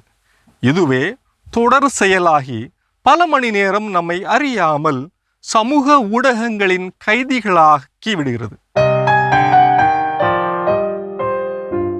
மனிதர்களின் அடுத்து என்ன என்று எதிர்பார்க்கும் இயல்பை நன்கு புரிந்து கொண்டு அதிலே ஆதாயம் தேடும் ஒரு வணிக யுக்தியை அடையாளம் காண்பது இன்று காலத்தின் கட்டாயமாகும். இந்த டோப்பமைன் வெகுமதி சுழற்சியில் சிக்கிக்கொள்ளாமல் நம்மை தற்காத்து கொள்ள வேண்டும். அடுத்தது என்ன என்ற தேடலை விட இருப்பது என்ன, what is present right now என்பதில் மகிழ்வதும் கவனம் செலுத்துவதும் நல்லது. நெக்ஸ்ட் நெக்ஸ்ட் நெக்ஸ்ட் நிற்காமல் ஓடும் இந்த சமூக ஊடக உலகத்தில் தறிக்கட்டலையும் மிருகம் போல நிற்காமல் எங்கோ ஓடுகிறோம், எதையோ தேடுகிறோம். நெக்ஸ்டிங் கலாச்சாரம் நம்மை தொடர்ச்சியாக ஆபத்திற்குள் இழுத்துச் சொல்லும் போது ஓய்வு என்பது நம்மை ஆழமாக சிந்திக்க வைக்கிறது. சமூக ஊடகங்களின் மொபைல் திரைகள் மாயாஜால கண்ணாடிகள் நம்மை மயக்க நிலையில் சிறை வைக்கிறது. நம் விரல்களையும் நம் மூளையினையும் நம் கட்டுப்பாட்டிலிருந்து பிரித்தெடுக்கிறது. நீ மனிதன், இயந்திரம் அல்ல. இனியாவது கொஞ்ச நேரம் நில், கொஞ்சம் நேரம் கவனி, கொஞ்ச நேரம் கழித்து செல். இது வலை உலகம் 360 டிகிரி டிஜிட்டல் உலகிற்கான உங்கள் அகராதி. அருமையான வலையுலகம் 360 டிகிரி பார்த்தாச்சு. அதோட இன்னைக்கு நம்ம பேசிட்டு இருக்கிறோம் கடவுள் வணக்கம் நிகழ்ச்சியில நம் வாழ்க்கையில் மேம்பட நாம் செய்ய வேண்டிய செயல்கள், நாள்தோறும் செஞ்சுட்டு கூடிய பழக்க வழக்கங்கள்ல சின்ன சின்ன மாற்றங்கள். அடுத்ததா என்ன? கண்டிப்பா இது எல்லாரும் நம்ம செய்வோம். ஆனா அதை வந்து நம்ம ஃபாலோ பண்றோமா, இல்ல அதை வந்து கடைபிடிக்கிறோமா, இல்ல அதை கரெக்டா காப்பாற்றுறோமா அப்படின்றது தெரியாது. என்ன அப்படின்னா நம்ம கொடுக்குற சத்தியங்கள் தான். ப்ராமிஸா நான் இதை இந்த நாள்ல வந்து முடிச்சு கொடுத்துருவேன், ப்ராமிஸா நான் வந்து இன்னைக்கு வந்து வெளியே கூட்டிட்டு போறேன், ப்ராமிஸா நான் வந்து உன்னை இதுக்கப்புறம் காயப்படுத்த மாட்டேன், இந்த மாதிரிலாம் சில வார்த்தைகளை சொல்லி நம்ம சத்தியம் பண்றோம்ல, ப்ராமிஸ் பண்றோம்ல, அந்த ப்ராமிஸை வந்து நம்ம கரெக்டா வந்து காப்பாத்துறோமா அப்படின்றதுதான். அப்படி நம்ம அதை செய்யறோம் அப்படின்னா, அந்த செயல் நம்ம கிட்ட இருக்கு அப்படின்னா நம்மளுடைய வாழ்க்கை மேம்படும். நிச்சயமா அந்த வாக்குறுதிகள் கொடுக்கறதெல்லாம் ஈஸி, அள்ளி அள்ளி வீசலாம் எவ்வளவு நாளும். ஆனா அதை நிறைவேற்றுவது அப்படிங்கிறது கடினமான ஒன்று. ஸோ அப்போ நிறைவேற்றக்கூடிய வாக்குறுதிகளையும் அதை கொடுக்க வேண்டும். இல்லைன்னா நாங்கள் கொடுத்த வாக்குறுதிகளை நிறைவேற்ற வேண்டும். அது குடும்பமா இருந்தாலும் சரி, இந்த சமுதாயமாக இருந்தாலும் சரி, என்னவா இருந்தாலும் சரி. அப்படின்னா தான் அடுத்த முறை நம்ம மேல என்ன பண்ணுவோம், மற்றவங்களுக்கு நம்பிக்கை வரும். இல்லை நம்ம வாட்டு அள்ளி வீசிக்கிட்டே இருக்கும், ஒண்ணுமே செய்யலைன்னா இவன் வாயிலே நல்லா வட சொல்லுவான்ப்பா, ஆனா ஒண்ணுமே என்ன பண்ண மாட்டான், செய்ய மாட்டான் அப்படின்னு சொல்லிடுவாங்க. ஸோ அப்போ நாம் கொடுத்த வாக்குறுதிகளை நிறைவேற்றுவது நாம் வாழ்வில் நாம் மேம்பட நமக்கு உதவியாக இருக்கும். இன்னும் தொடர்ந்து இதை பத்தி பேசுவோம். இப்ப அடுத்த பகுதி பார்க்கலாம்.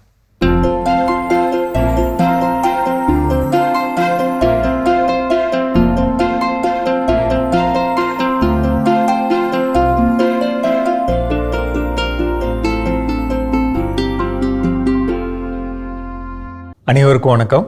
இன்றைய பதிவில் நம்ம பார்க்க போகிற விஷயம் என்னென்னா, நம்மளுடைய மாதா டிவி நேயர்கள் தமிழ்நாடு ஃபுல்லாக கேட்குற ஒரு சில முக்கியமான கேள்விகள் என்னென்னா, இந்த வாழையை பொறுத்தளவில் எந்த மாதத்தில் நடலாம் அப்படின்னு ஒரு கேள்வி கேட்குறோம். நீங்கள் இதை வந்து இப்படி நினைக்கிறத விட, நம்ம எந்த மாதத்தில் அறுவடை செய்யணும், எந்த மாதத்தில் அதுக்கு நிறைய விலை கிடைக்குது அப்படி பாருங்கள். எந்த மாதத்தில் விலை கிடைக்குதோ அதுலேருந்து அந்த ரகம் 1 வருஷம் மரமா, 1.5 வருஷம் மரமா, அல்லது 10 மாத ரகமா அப்படின்னு பார்த்து அதுக்கு முன்னாடி வரக்கூடிய மாதங்களில் நடுற மாதிரி அமைச்சு கரெக்டாக அந்த நேரத்தில் விற்பனை கொண்டு வரணும். இது பொதுவாக நல்லது கொடுக்கக்கூடிய ஒரு விஷயம். சரிங்களா? யோசிச்சு பாருங்க. உதாரணத்துக்குங்க செவ்வாழை நம்ம போடுறோம் அப்படின்னு சொன்னால் 16 மாதம் அப்படின்னா எந்த மாதத்தில் செவ்வாழைக்கு நல்ல விலை கிடைக்குது அப்படி பாருங்கள். அதுக்கேற்ற மாதிரி நம்ம நடவு செய்யணும். ஒன்று. ரெண்டாவது, கட்டைகள் நடணுமா அல்லது திசு வாழை நடணுமா, டிஷ்யூ கல்ச்சர் பண்ணணுமா அப்படின்னு கேட்குறோம். எதுவாக இருந்தாலும் நல்லதுங்க. பட் எதுவாக இருந்தாலும் நீங்கள் என்ன தெரிஞ்சுக்கணும் அப்படின்னா, ஒரு பயிர் வந்து ஆரம்பத்தில் வளரும்போது நம்ம சின்ன பிள்ளைகளை வளர்க்குற மாதிரி நிறைய நோய்கள் வரும், தடுப்பூசி நிறையா போடணும், நல்ல உணவு கொடுக்கணும், நிறையா தடவை கொடுக்கணும் அப்படின்னு என்ன இருக்கோ அதே மாதிரி தான் நீங்கள் இந்த வாழையை நடத்தணும். பொதுவாக வாழை கன்று வாங்கிட்டு வரோம்னா குறைஞ்சபட்சம் 1 கிலோ இருக்கணும் அதோட எடை. நீங்கள் வாழைக்கன்று வாங்கிட்டு வந்தோடனே வாழைக்கன்றை தரம் பிரிக்கணும். சைஸு சின்னதாக இருக்கிறது, மேலே வந்து வெள்ளையாக படிஞ்சிருக்கு, வெட்டுன மாதிரி அமைப்பு இருக்குது, கருப்பாக இருக்குது, தொட்டால் வந்து ஒரு கொலன்னு இருக்குது, இந்த மாதிரி கண்ணெல்லாம் தனியாக வச்சிடணும். தெளிவான கட்டைகளை மட்டும் நடணும் அப்படின்னு வச்சுக்கணுங்க. ரெண்டாவது, நடும்போது 200 லிட்டர் தண்ணியில் 1 லிட்டர் ட்ரைகோடர்மா விரிடி, 1 லிட்டர் பாசிலோமிசிஸ் 2 திரவமும் கலந்துக்கணும். 1 கிலோ நாட்டு சர்க்கரை அல்லது 2 லிட்டர் மீனமிலம் இப்படி கலந்து வச்சுட்டு ஒரு மரத்துக்கு 1 லிட்டர் அப்படியே ஊற்றி விட்டுறணும். இது நீங்கள் கண்டிப்பாக பண்ண வேண்டியது. ஒரு நோய் எதிர்ப்பு தன்மை கிடைச்ச மாதிரியும் இருக்கும், அந்த ஆரம்ப கால வளர்ச்சி நல்லா இருக்கும். எந்த நீங்கள் ஒதுக்கி வச்ச கட்டை கிடைச்சாலோ அல்லது வந்து திசு வாழை கன்றாக இருந்தாலும் சரி, அதை உங்களுக்கு ரொம்ப எளிமையாக பராமரிக்கக்கூடிய இடம் எது அப்போ பாருங்கள், அந்த இடத்துல நடவு செய்யுங்க. அங்கே நடவு செஞ்சுக்கிட்டிங்கன்னா உங்கள் கண்காணிப்பில் அதை 1 தடவைக்கு 2 தடவை கொடுத்து அதை எழுப்பி கொண்டு வர ஒரு பெரிய வாய்ப்பாக இருக்கும். மூணாவது, நீங்கள் என்ன தெரிஞ்சுக்கணும்னா, வாழைங்கிறது கொஞ்சம் ஈரத்தன்மை அதிகமாக இருந்து வளர வேண்டிய ஒரு பயிர். அப்போ வேரில் ஒரு நோய் இருந்தால் ஈரத்தின் வழியாக ரொம்ப ஈஸியாக பரவும், அடுத்தடுத்த பயிருக்கு நோய் வரும். அப்போ நோய் இல்லாமல் வச்சுக்கணுங்கிறதா முதல் செய்தி. அந்த செய்தியை நம்ம ஆரம்பத்திலேருந்து ஒவ்வொரு மாத அளவில் அல்லது 1 மாதம் விட்டு 1 மாதம், அன்றைக்கி ஏரல்லேருந்து பேசுனீங்கள்ல, ஏரலில் பேசும்போது என்ன சொல்கிறீங்க, நம்மளுடைய இது வந்து அதிகமாக பாதிக்கப்படுது, அந்த மொந்தன் ரகமும் பூவன் ரகமும் அதிகமாக பாதிக்கப்படுது அப்படின்னு ஒரு காரியம் நம்ம சொல்லியிருந்தோம். அதுக்கு முக்கியமான விஷயம் என்னென்னா நம்மளுடைய பராமரிப்பு குறைபாடு. இப்போ இந்த பொருளை பொறுத்தவரை பக்கத்தில் இருக்க வேளாண்மை துறையிலையோ அல்லது வெளியில் கடைகள்லையோ கிடைக்கும், கம்மியான விலையில் கிடைக்கும். அந்த பொருளை அதை வாங்கி நம்ம என்ன பண்ணணும் அப்படின்னா 200 லிட்டரில் கலந்தோம்னா மரத்துக்கு 1 லிட்டர் அப்படி பார்க்கணும். நேற்று கூட ஒருத்தர் கேட்டிங்க 1 ஏக்கருக்கு சொல்லுங்க அப்படின்னு. 1 ஏக்கருக்கு சொல்லக்கூடாதுங்க. நம்ம வாழை குலையை எடுத்திங்கனாலும் 1 குலை 20 கிலோ அப்படி தான் பேசுகிறோம், ஏக்கருக்கு பேசுறதில்ல. அப்படிங்கிறப்ப நீங்கள் என்ன தெரிஞ்சுக்கணும் அப்படின்னு சொன்னால், முடிஞ்ச அளவுக்கு தனி மரத்துக்கு கவனம் கொடுக்குற மாதிரி, தனி மரத்துக்கு வேணுங்கிற சத்துக்கள் கொடுக்குற மாதிரி இந்த அமைப்பில் நம்ம அதை கவனிச்சா தான் முறையான எடை வருங்க. முறையான எடை அப்படிங்கிறது சராசரியாக 15 கிலோலேருந்து 30 கிலோ, ஒரு சில ரகங்களில் 30 கிலோ வரலும் நம்ம லாபம் எடுக்கணும். காயோட சைஸும் இருக்கணும், மொழுன்னு அது வாங்குறவங்களுக்கு பிடிக்கிற அளவுக்கு இருக்கணும், நுகர்வோருக்கு பிடிக்கிற மாதிரி வளர்க்கணும். அது கூட வளர்ப்பு முறையெல்லாம் அடுத்து சொல்கிறேங்க. ஆனால் இதை தான் மனசில் வச்சுக்கணும், தனி மரம்னு மனசில் வச்சு நீங்கள் ஒரு வளர்ப்பை பண்ணணும் அப்படிங்கிறது என்னுடைய செய்தி. சரிங்களா? மீண்டும் சந்திப்போம். மிக சிறப்பான பகுதி உழவும் உயர்வும் நம்ம பார்த்துட்டோம் ஜோ. நம்முடைய வாழ்க்கை மேம்பட சில பழக்க வழக்கங்களை மாற்றிக்கொண்டால் போதும், அது மேம்பட்டு விடும் அப்படின்னு சொல்லி ஒரு நம்பிக்கையோட பேசிட்டு இருக்கும். அடுத்தது எல்லாருக்கும் இன்னைக்கு விருப்பப்படக்கூடிய ஒரு விஷயம் என்ன அப்படின்னு பார்த்தீங்கன்னா, ஸ்கிரீன் டைமிங்கை ரெடியூஸ் பண்றது, குறைத்துக் கொள்வது அப்படின்னு சொல்லி எல்லாருமே விருப்பப்படுறோம். ஏன்னா நம்ம எல்லாருக்கும் நல்லா தெரியுது, நம்ம அதிகப்படியான நேரத்தை என்ன பண்றோம், மொபைல் போன் பார்க்கறதுக்கு. அதுல தேவையான விஷயமோ தேவையில்லாத விஷயமோ எதெல்லாம் உடனே அதான் சொல்லுவாங்க. எனக்கு அதிகப்படியானோர் எந்த நோய்க்கு உட்படுத்திருக்கிறார்கள் அப்படின்னு பார்த்தீங்கன்னா மனநோய் தான். என்னன்னா போன் அடிக்காமலே போன் அடிச்ச மாதிரியான ஒரு சவுண்ட், மெசேஜ் டோன் கேட்காமலே மெசேஜ் டோன் கேட்ட மாதிரியான ஒரு சவுண்ட் இல்ல, சின்ன குழந்தைங்கள இருந்து பெரியவங்க வரைக்கும் எல்லாருக்குமே இருக்குது. இதே நிலையில இன்கேஸ் ஒரே ரிங் டோன் ஒரு 2 பேர் வச்சிருக்காங்கன்னா அங்க பக்கத்துல அடிச்சா கூட அது அடிச்சுன்னு தெரிஞ்சா கூட நம்ம மொபைல் எடுத்து இருக்க செக் பண்ணி பாக்குறது. அப்ப அந்த அளவுக்கு என்ன இருக்கும்னா நம்ம அடிக்ட் ஆயிருக்கும். சோ அந்த ரெடியூஸ் ஸ்கிரீன் டைம் பண்ணணும்னு விருப்பப்படுறது எல்லாரும் விருப்பப்படுறோம். அதுக்கு முயற்சி என்ன பண்றோம், செஞ்சுட்டு தான் இருக்கும். இல்லைன்னா சொல்ல மாட்டேன். இன்னும் அதில் கவனம் செலுத்துதல். அப்போ ஃபர்ஸ்ட் விஷயம், அதுக்கு சில ஸ்டெப்ஸ் எல்லாம் சொல்லியிருக்காங்க. முதல்ல என்னன்னா நோட்டிபிகேஷன்ஸ். அந்த நோட்டிபிகேஷன் சவுண்ட் தான் எனக்கு டிஸ்டர்பன்ஸ் ஆகுதுன்னா நோட்டிபிகேஷன் சவுண்ட் ஃபர்ஸ்ட் மியூட்ல போட்டு வைங்க. இல்ல அந்த நோட்டிபிகேஷன்ஸ்ல எந்தெந்த அப்ளிகேஷன்ஸ்லாம் தேவையில்லைன்னு நினைக்கிறீங்களோ அதுக்கெல்லாம் என்ன பண்ணுங்க, அதுல அப்ளிகேஷன்ஸ்ல அந்த நமக்கு பெர்மிஷன்ஸ் அப்படின்னு கேட்கும். அதுல நோட்டிபிகேஷன் பெர்மிஷனை நீங்க ஆஃப்ல வச்சிட்டீங்கன்னா உங்களுக்கு தேவையில்லாத குறிஞ்ச தகவல்கள் புஷ் நோட்டிபிகேஷன்ஸ் அதெல்லாம் வரவே வராது. அப்போ சில அப்ளிகேஷன்ஸ்க்கு எப்பெல்லாம் தேவையோ அப்போ மட்டும் என்ன பண்ணிக்கலாம், ஓப்பன் பண்ணிக்கலாம். ஃபார் எக்ஸாம்பிள் நீங்க உணவு சம்பந்தப்பட்ட ஃபுட் டெலிவரி அப்ளிகேஷன்ஸ்லாம் வச்சிருக்கீங்க, அப்போ அதோட நோட்டிபிகேஷன்ஸ் எனக்கு தேவைன்னா கண்டிப்பா தேவைதான். ஏன்னா ஆர்டர் ரெடி ஆயிடுச்சா வந்துட்டு இருக்கா அதெல்லாம் பார்க்க முடியும். அப்போ அதை ஆர்டர் பண்ற நேரம் ஆன் பண்ணிட்டு ரிமைனிங் மற்ற நேரம் என்ன பண்ணிருக்கலாம், ஆஃப்ல வச்சிருக்கலாம். எது தேவை இருக்கோ அதை மட்டும் நம்ம ஆன்ல பயன்படுத்திக்கலாம். அது மாதிரி வேலை செய்கின்ற பொழுது போனை சைலண்ட்ல போட்டு கவுத்தி வைக்கிறது ரொம்ப ரொம்ப நல்லது. ஏன்னா அந்த போன்ல நமக்கு நோட்டிபிகேஷன் ஆஃப் பண்ணிருக்கோம், போன் சைலண்டா இருக்கனால லைட் எரிஞ்ச உடனே டபக்குன்னு என்ன பண்றது, எட்டி பார்க்கறது. சோ அப்ப இந்த மாதிரியான விஷயங்கள்ல நம்ம பிராக்டிஸ் பண்றப்போ நம்ம செய்யக்கூடிய விஷயம் தான். இது அடிஷனலா இன்னும் மெனக்கெட்டு நம்ம செய்கின்ற பொழுது நிச்சயமாக இந்த ஸ்கிரீன் டைம் என்ன பண்ண முடியும், குறைத்துக்கொள்ள வைக்கணும். கண்டிப்பா இதுக்கான முயற்சி நம்ம எடுப்போம். இன்றைய நாளிலிருந்தே இன்னும் தொடர்ந்து பேசுவோம். இப்ப அடுத்த பகுதி பார்க்கலாம்.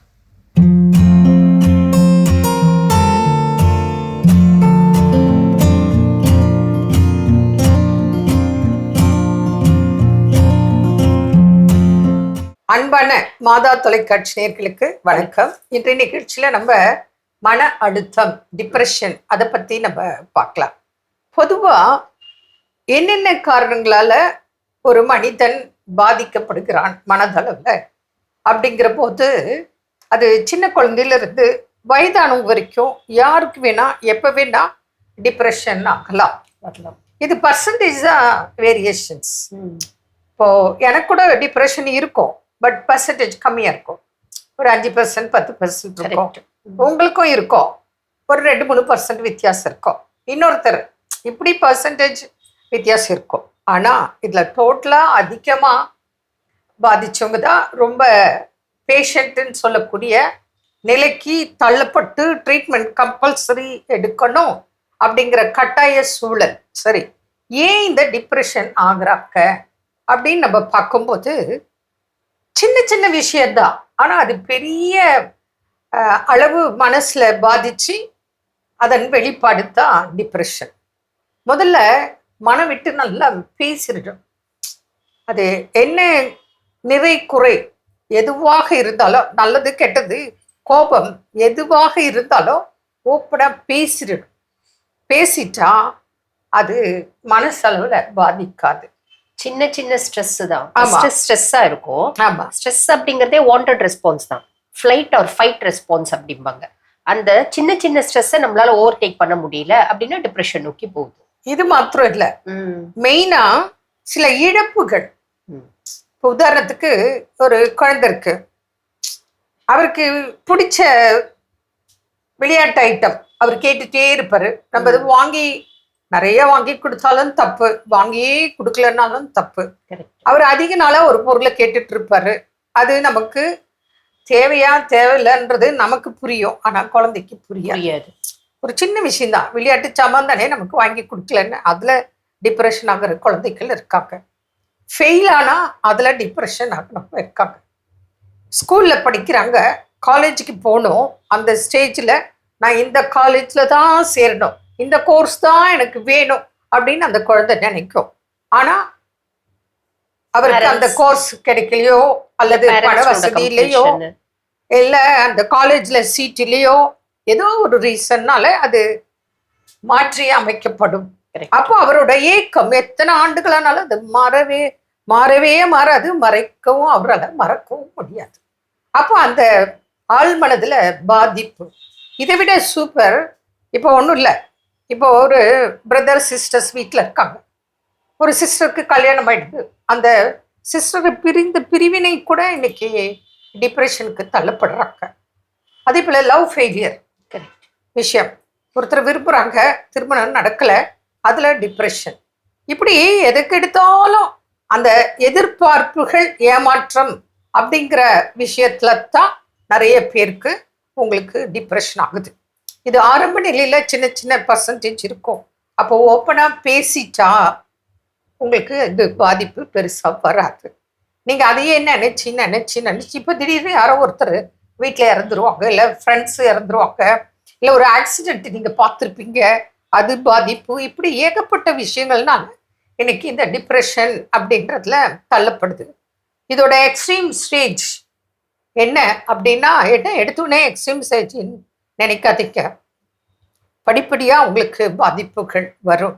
அப்போ என்ன வரும் அப்படின்னா, ஞாபக மறதி, திடீர்னு சாப்பிடுவாங்க, திடீர்னு சாப்பிட மாட்டாங்க, திடீர்னு அகோர பசி இருக்கலாம், அவங்களுக்கு பிபி வரலாம், சுகர் வரலாம், ஞாபக மறதி வரலாம், ஒபிசிட்டி வரலாம், பெண்களா இருந்தா இர்ரெகுலர் பீரியட் ஆகிடும்.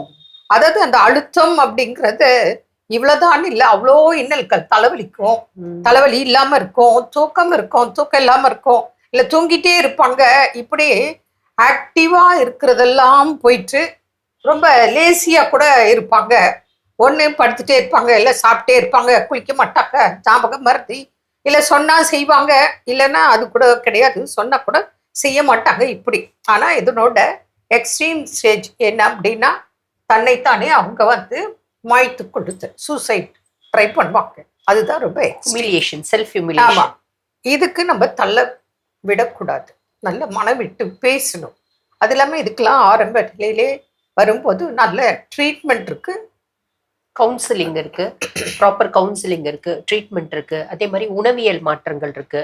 அவங்களுக்கு வாழ்க்கை என்ன அவங்க இழந்தாங்க, அந்த இழந்ததை ஈடுகட்ட முடியுமா, இதுதான் கவுன்சிலிங். எதனால அவங்களுக்கு வந்துச்சு காரணத்தை கண்டுபிடிப்போம், காரணத்தை கண்டுபிடிச்சி அந்த காரணத்தை தடுத்து நிறுத்துறோம். அப்படின் போது அந்த டிசார்டர் இருக்காது, புரியுதுங்களா, அந்த சிம்டம்ஸும் இருக்காது. அதுக்குன்னு எத்தனையோ மெடிகேஷன்ஸ் இருக்கதான் செய்து. பியாண்ட் தட் பாருங்க, இந்த டிப்ரெஷன்னால சைக்கோசோமேட்டிக் டிசார்டர் அப்படிம்பாங்க, மன ரீதியான பாதிப்புனால உடல்ல பலவிதமான நோய்கள் வருது. இது அத்தனையும் பாத்தீங்கன்னா ப்ராப்பர் கவுன்சிலிங்னாலையும், லைஃப் ஸ்டைல் மாடிஃபிகேஷன்னாலையும், டயட்ரி மாடிஃபிகேஷன்னாலையும், மெடிகேஷன்ஸ்னாலையும். மெடிகேஷன் அப்படின்னும் போது ஒருங்கிணைந்த மருத்துவம், ஆயுஷ் சிஸ்டம்ல ஒருங்கிணைந்த மருத்துவம் மூலியமாவும் பாத்தீங்கன்னா கம்ப்ளீட்டா அந்த பேஷண்ட்ஸை பாத்தீங்கன்னா நார்மல்சி கொண்டு வந்துட முடியும். இது என்ன ஸ்டேஜ்ல இருக்கீங்க அப்படின்னாலும் தொடர்பு கொண்டீங்க அப்படின்னா இத்தனை முறையில பாத்தீங்கன்னா உங்களை நார்மல்சி அப்படின்றது நாங்க கொண்டு வருவோம், கவலையே பட வேண்டாம். மீண்டும் நாளை சந்திப்போம். நன்றி. அன்னை மரியே வாழ்க. அருமையான நம்ம ஒரு வைத்தியம் பகுதி பார்த்துட்டோம். நிகழ்ச்சியோட நிறைவுக்கும் வந்தாச்சு. இன்னைக்கு நாள் நம்ம பேசிட்டு இருக்கிறோம் மகிழ்ச்சியோட. நம் வாழ்வில் மேம்பட நாம் செய்ய வேண்டிய செயல்கள், ஏற்கனவே இருக்கக்கூடிய பழக்க வழக்கத்துல சின்ன சின்ன அடிஷனல் மாற்றங்கள் என்னென்னு பேசிட்டு இருக்கிறோம். ஃபைனலா என்ன சொல்றாங்க? உருப்படியா இதை செஞ்சா போதும், எல்லா மாற்றங்களும் நமக்குள்ள மாறிடும் அப்படின்றதா. என்ன அப்படின்னா, ஒவ்வொரு நாளுமே தொடங்குது முடியுது இல்லையா? இந்த தொடக்கமும் முடிவும் எப்படி இருந்தது, இது நடுவில் இந்த நடுநிலை எப்படி இருந்தது, நம்மளுடைய வாழ்க்கையோடைய பயணம் இன்றைய நாள் எப்படி போச்சு, ரெஃப்ளெக்ட் பண்ணி பார்க்கணும். ஒரு ரீகால் பண்ணாலே போதும். காலையில எழுந்துட்டு அதுக்கப்புறம் நம்ம என்ன பண்ணோம், ஆஃபீஸ்க்கு கிளம்புறோம், ஆஃபீஸ்க்கு போனோம், உருப்படியா அங்கே வேலை செஞ்சோமா. ஸோ இந்த மாதிரி ரீகால் பண்றப்போ ஓகே இன்னைக்கு நம்ம மன நிறைவோடு இருந்திருக்கோம் அப்படின்ற ஒரு ஆன்சர் கிடைக்கும். கண்டிப்பா மன நிறைவோடு இருந்திருக்கோம் காட்டிலும் இன்னைக்கு நாள் உருப்படியா போயிருக்கதா, ஒழுங்கா நம்ம இருந்திருக்கிறோமாங்கிறது நமக்கே என்ன பண்ணும் தெரிய வரும். ஸோ இன்னைக்கு வந்து ஒரு 50% ஒழுங்கா இருந்திருக்கேன், 50% நான் என்ன பண்ணிருக்கேன் தேவையில்லாத வேலையை என்ன பண்ணிருக்கேன் செஞ்சிருக்கிறேன். இன்னைக்கு நான் 70% ஒழுங்கா இருந்திருக்கேன், 30% தேவையில்லாத வேலையை என்ன பண்ணிருக்கேன். இல்ல அது எப்படினாலும் மாறி மாறி என்ன பண்ணும் வரும். அப்போ அன்ற நாள் அன்னைக்கு எனக்கு பயனுள்ளதாக இருக்குதா இல்லையான்னு எனக்கு என்ன பண்ணும் தெரிய வரும். அப்ப அந்த நாள் நான் செஞ்ச தவறுகள் எனக்கு என்ன பண்ணும் தெரிய வரும். அப்ப அடுத்த நாள்ல என்ன பண்ணிக்கலாம், அதை நான் குறைத்துக் கொள்ளலாம். தூங்குறது எல்லாரும் தான் டெய்லி என்ன பண்றோம், தூங்க போறோம். ஆனா தூங்குறதுக்கு முன்னாடி இந்த ரெஃப்ளெக்ட் பண்ணக்கூடிய ஒரு பழக்கத்தை மாற்றிக்கொள்கின்ற பொழுது அது நம்ம வாழ்க்கையை மேம்பட செய்யும். சிறப்பான நாள், சிறப்பான சிந்தனை, கடவுளுக்கு நன்றி சொல்லி இன்னைக்கு நாள் யாரெல்லாம் விழா கொண்டாடுறாங்க பார்க்கலாம்.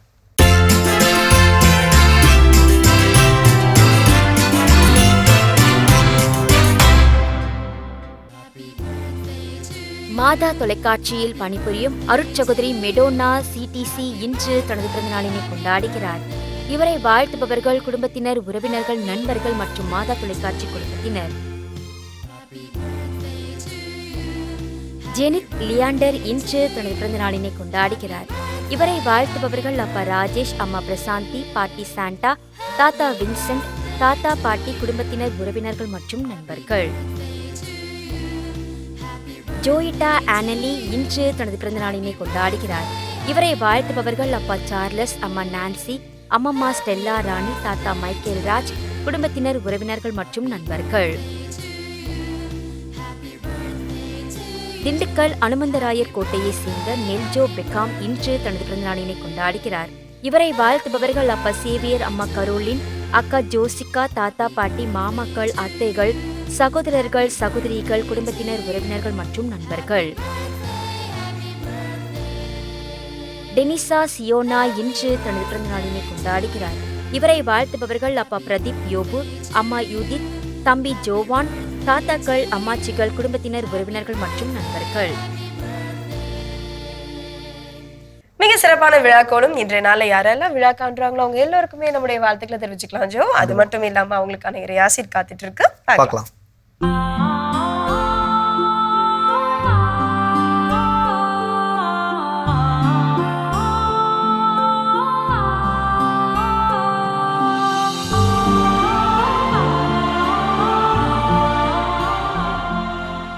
மாதா தொலைக்காட்சி நண்பர்களே, உங்கள் அனைவருக்கும் வாழ்த்துக்கள். இன்று ஆண்டவர் நமக்கு என்ன சொல்லுகிறார் என்று விவிலியத்திலிருந்து கேட்போமா? ஆண்டவர் தோற்றுவித்த வெற்றியின் நாள் இதுவே, இன்று அக்களிப்போம் அகமகிழ்வோம். மீண்டும் கேட்போம். ஆண்டவர் தோற்றுவித்த வெற்றியின் நாள் இதுவே, இன்று அக்களிப்போம் அகமகிழ்வோம். ஒவ்வொரு நாளும் கடவுள் நமக்கு கொடுக்கின்ற கொடை. இரவு தூங்கி விழித்தெழும்போது ஒரு புதிய நாளை நாம் சந்திக்கும் போது ஆண்டவர் இன்னும் ஒரு நாள் எனக்கு வாழ்வதற்கு வாய்ப்பு கொடுத்திருக்கிறாரே, அழைப்பு கொடுத்திருக்கிறாரே என்ற உற்சாகத்தோடு அந்த நாளை நாம் தொடங்குவோம். அப்படித்தான் இந்த திருப்பாடல் ஆசிரியரும் கூட இன்று ஆண்டவர் தோற்றுவித்த நாள், எனவே அக்களிப்போம் என்று சொல்லுகிறார். நண்பர்களே, நமது வாழ்க்கையிலே வெறும் நாட்கள் வந்து போகுவது மட்டுமல்ல, நம் வாழ்க்கையிலே நடைபெறுகின்ற செயல்பாடுகள் கூட, நாம் மேற்கொள்ளுகின்ற வேலைகள் மற்றும் முயற்சிகள் கூட ஆண்டவர் நமக்கு கொடுக்கின்ற கொடை என்ற அந்த நம்பிக்கையோடு அக்களித்து அகமகிழ்ந்து நாம் வாழ்வோம் என்று சொன்னால் கட்டாயமாக நமக்கு நிம்மதி கிடைக்கும், வாழ்விலே வெற்றியும் கிடைக்கும். இந்த நம்பிக்கையோடு இந்த திருப்பாடல் ஆசிரியரோடு சேர்ந்து நாமும் ஒரு முறை சொல்வோம். ஆண்டவர் தோற்றுவித்த நாள் இதுவே, இன்று அக்களிப்போம் அகமகிழ்வோம். எல்லாம் வல்ல இறைவன் தந்தை, மகன், தூய ஆவியார் உங்கள் அனைவருக்கும் ஆசி வழங்குவாராக. ஆமேன். சிறப்பு. நம்ம அன்பு ஆயரோட இறையாசர் நம்ம அனைவருக்கும் நிறைவாக கிடைச்சிருக்குது. இந்த மகிழ்ச்சியோடு இன்றைய நாளில் கற்றுக்கொண்ட மிக சிறப்பான பாடம், நம் வாழ்வில் மேம்பட நாம் நாள்தோறும் செய்யக்கூடிய பழக்க வழக்கங்களில் ஒரு சில சின்ன சின்ன மாற்றங்கள், அந்த மாற்றம் பண்ணாலே வாழ்க்கையில மிகப்பெரிய நல்ல மாற்றங்கள் நிகழும். நம் வாழ்வில் நாம் மேம்படாது நமக்கு உதவியாக இருக்குங்கிற நல்ல சிந்தனையை கடவுள் நமக்கு கொடுத்திருக்கிறாரு. அந்த சின்ன சின்ன மாற்றங்கள் என்ன என்பதை மீண்டும் ஒரு முறை அசை போட்டு அதை சிந்தித்து அதை வாழ்வாக்குவதற்கு முயற்சி செல்வோம். அதற்கு தேவையான ஆற்றலை கடவுளிடம் கேட்டு இன்னைக்கு நம்ம நிகழ்ச்சியை நிறைவு செஞ்சதுனால இனிதே தொடங்கலாம். அன்பானவர்களே, நல்ல பழக்கங்களை கைக்கொள்வோம், நல்ல மாற்றம் காண்போம், மகிழ்ந்திருப்போம் என்ற இந்த சிந்தனையோடு இன்றைய கடவுள் வணக்கம் நிகழ்ச்சியை நாங்கள் நிறைவு செய்கிறோம். இந்த நாள் இனிய நாளாக அமைய மாதா தொலைக்காட்சியின் வாழ்த்துக்களும் ஜெபங்களும். மீண்டும் உங்களை கடவுள் வணக்கம் நிகழ்ச்சியில் சந்திக்கும் வரை உங்களிடமிருந்து விடைபெறுகின்றோம். இயேசுவுக்கே புகழ். மரியே வாழ்க. நீ ஆர்ட்ஸ் தானடா படிச்ச, எப்படி ஐடில வேலை பாக்குற? எந்த டிகிரினாலும் பரவாயில்லண்ணா. சென்னையில் இருக்க எஸ்எல்ஏ ஐடி ட்ரைனிங் இன்ஸ்டியூட் தான் நான் ட்ரைனிங் எடுத்தேன். மாசம் 30,000 சம்பாதிக்கிறேன். சூப்பர்டா. For IT training and placement, contact 8870767784.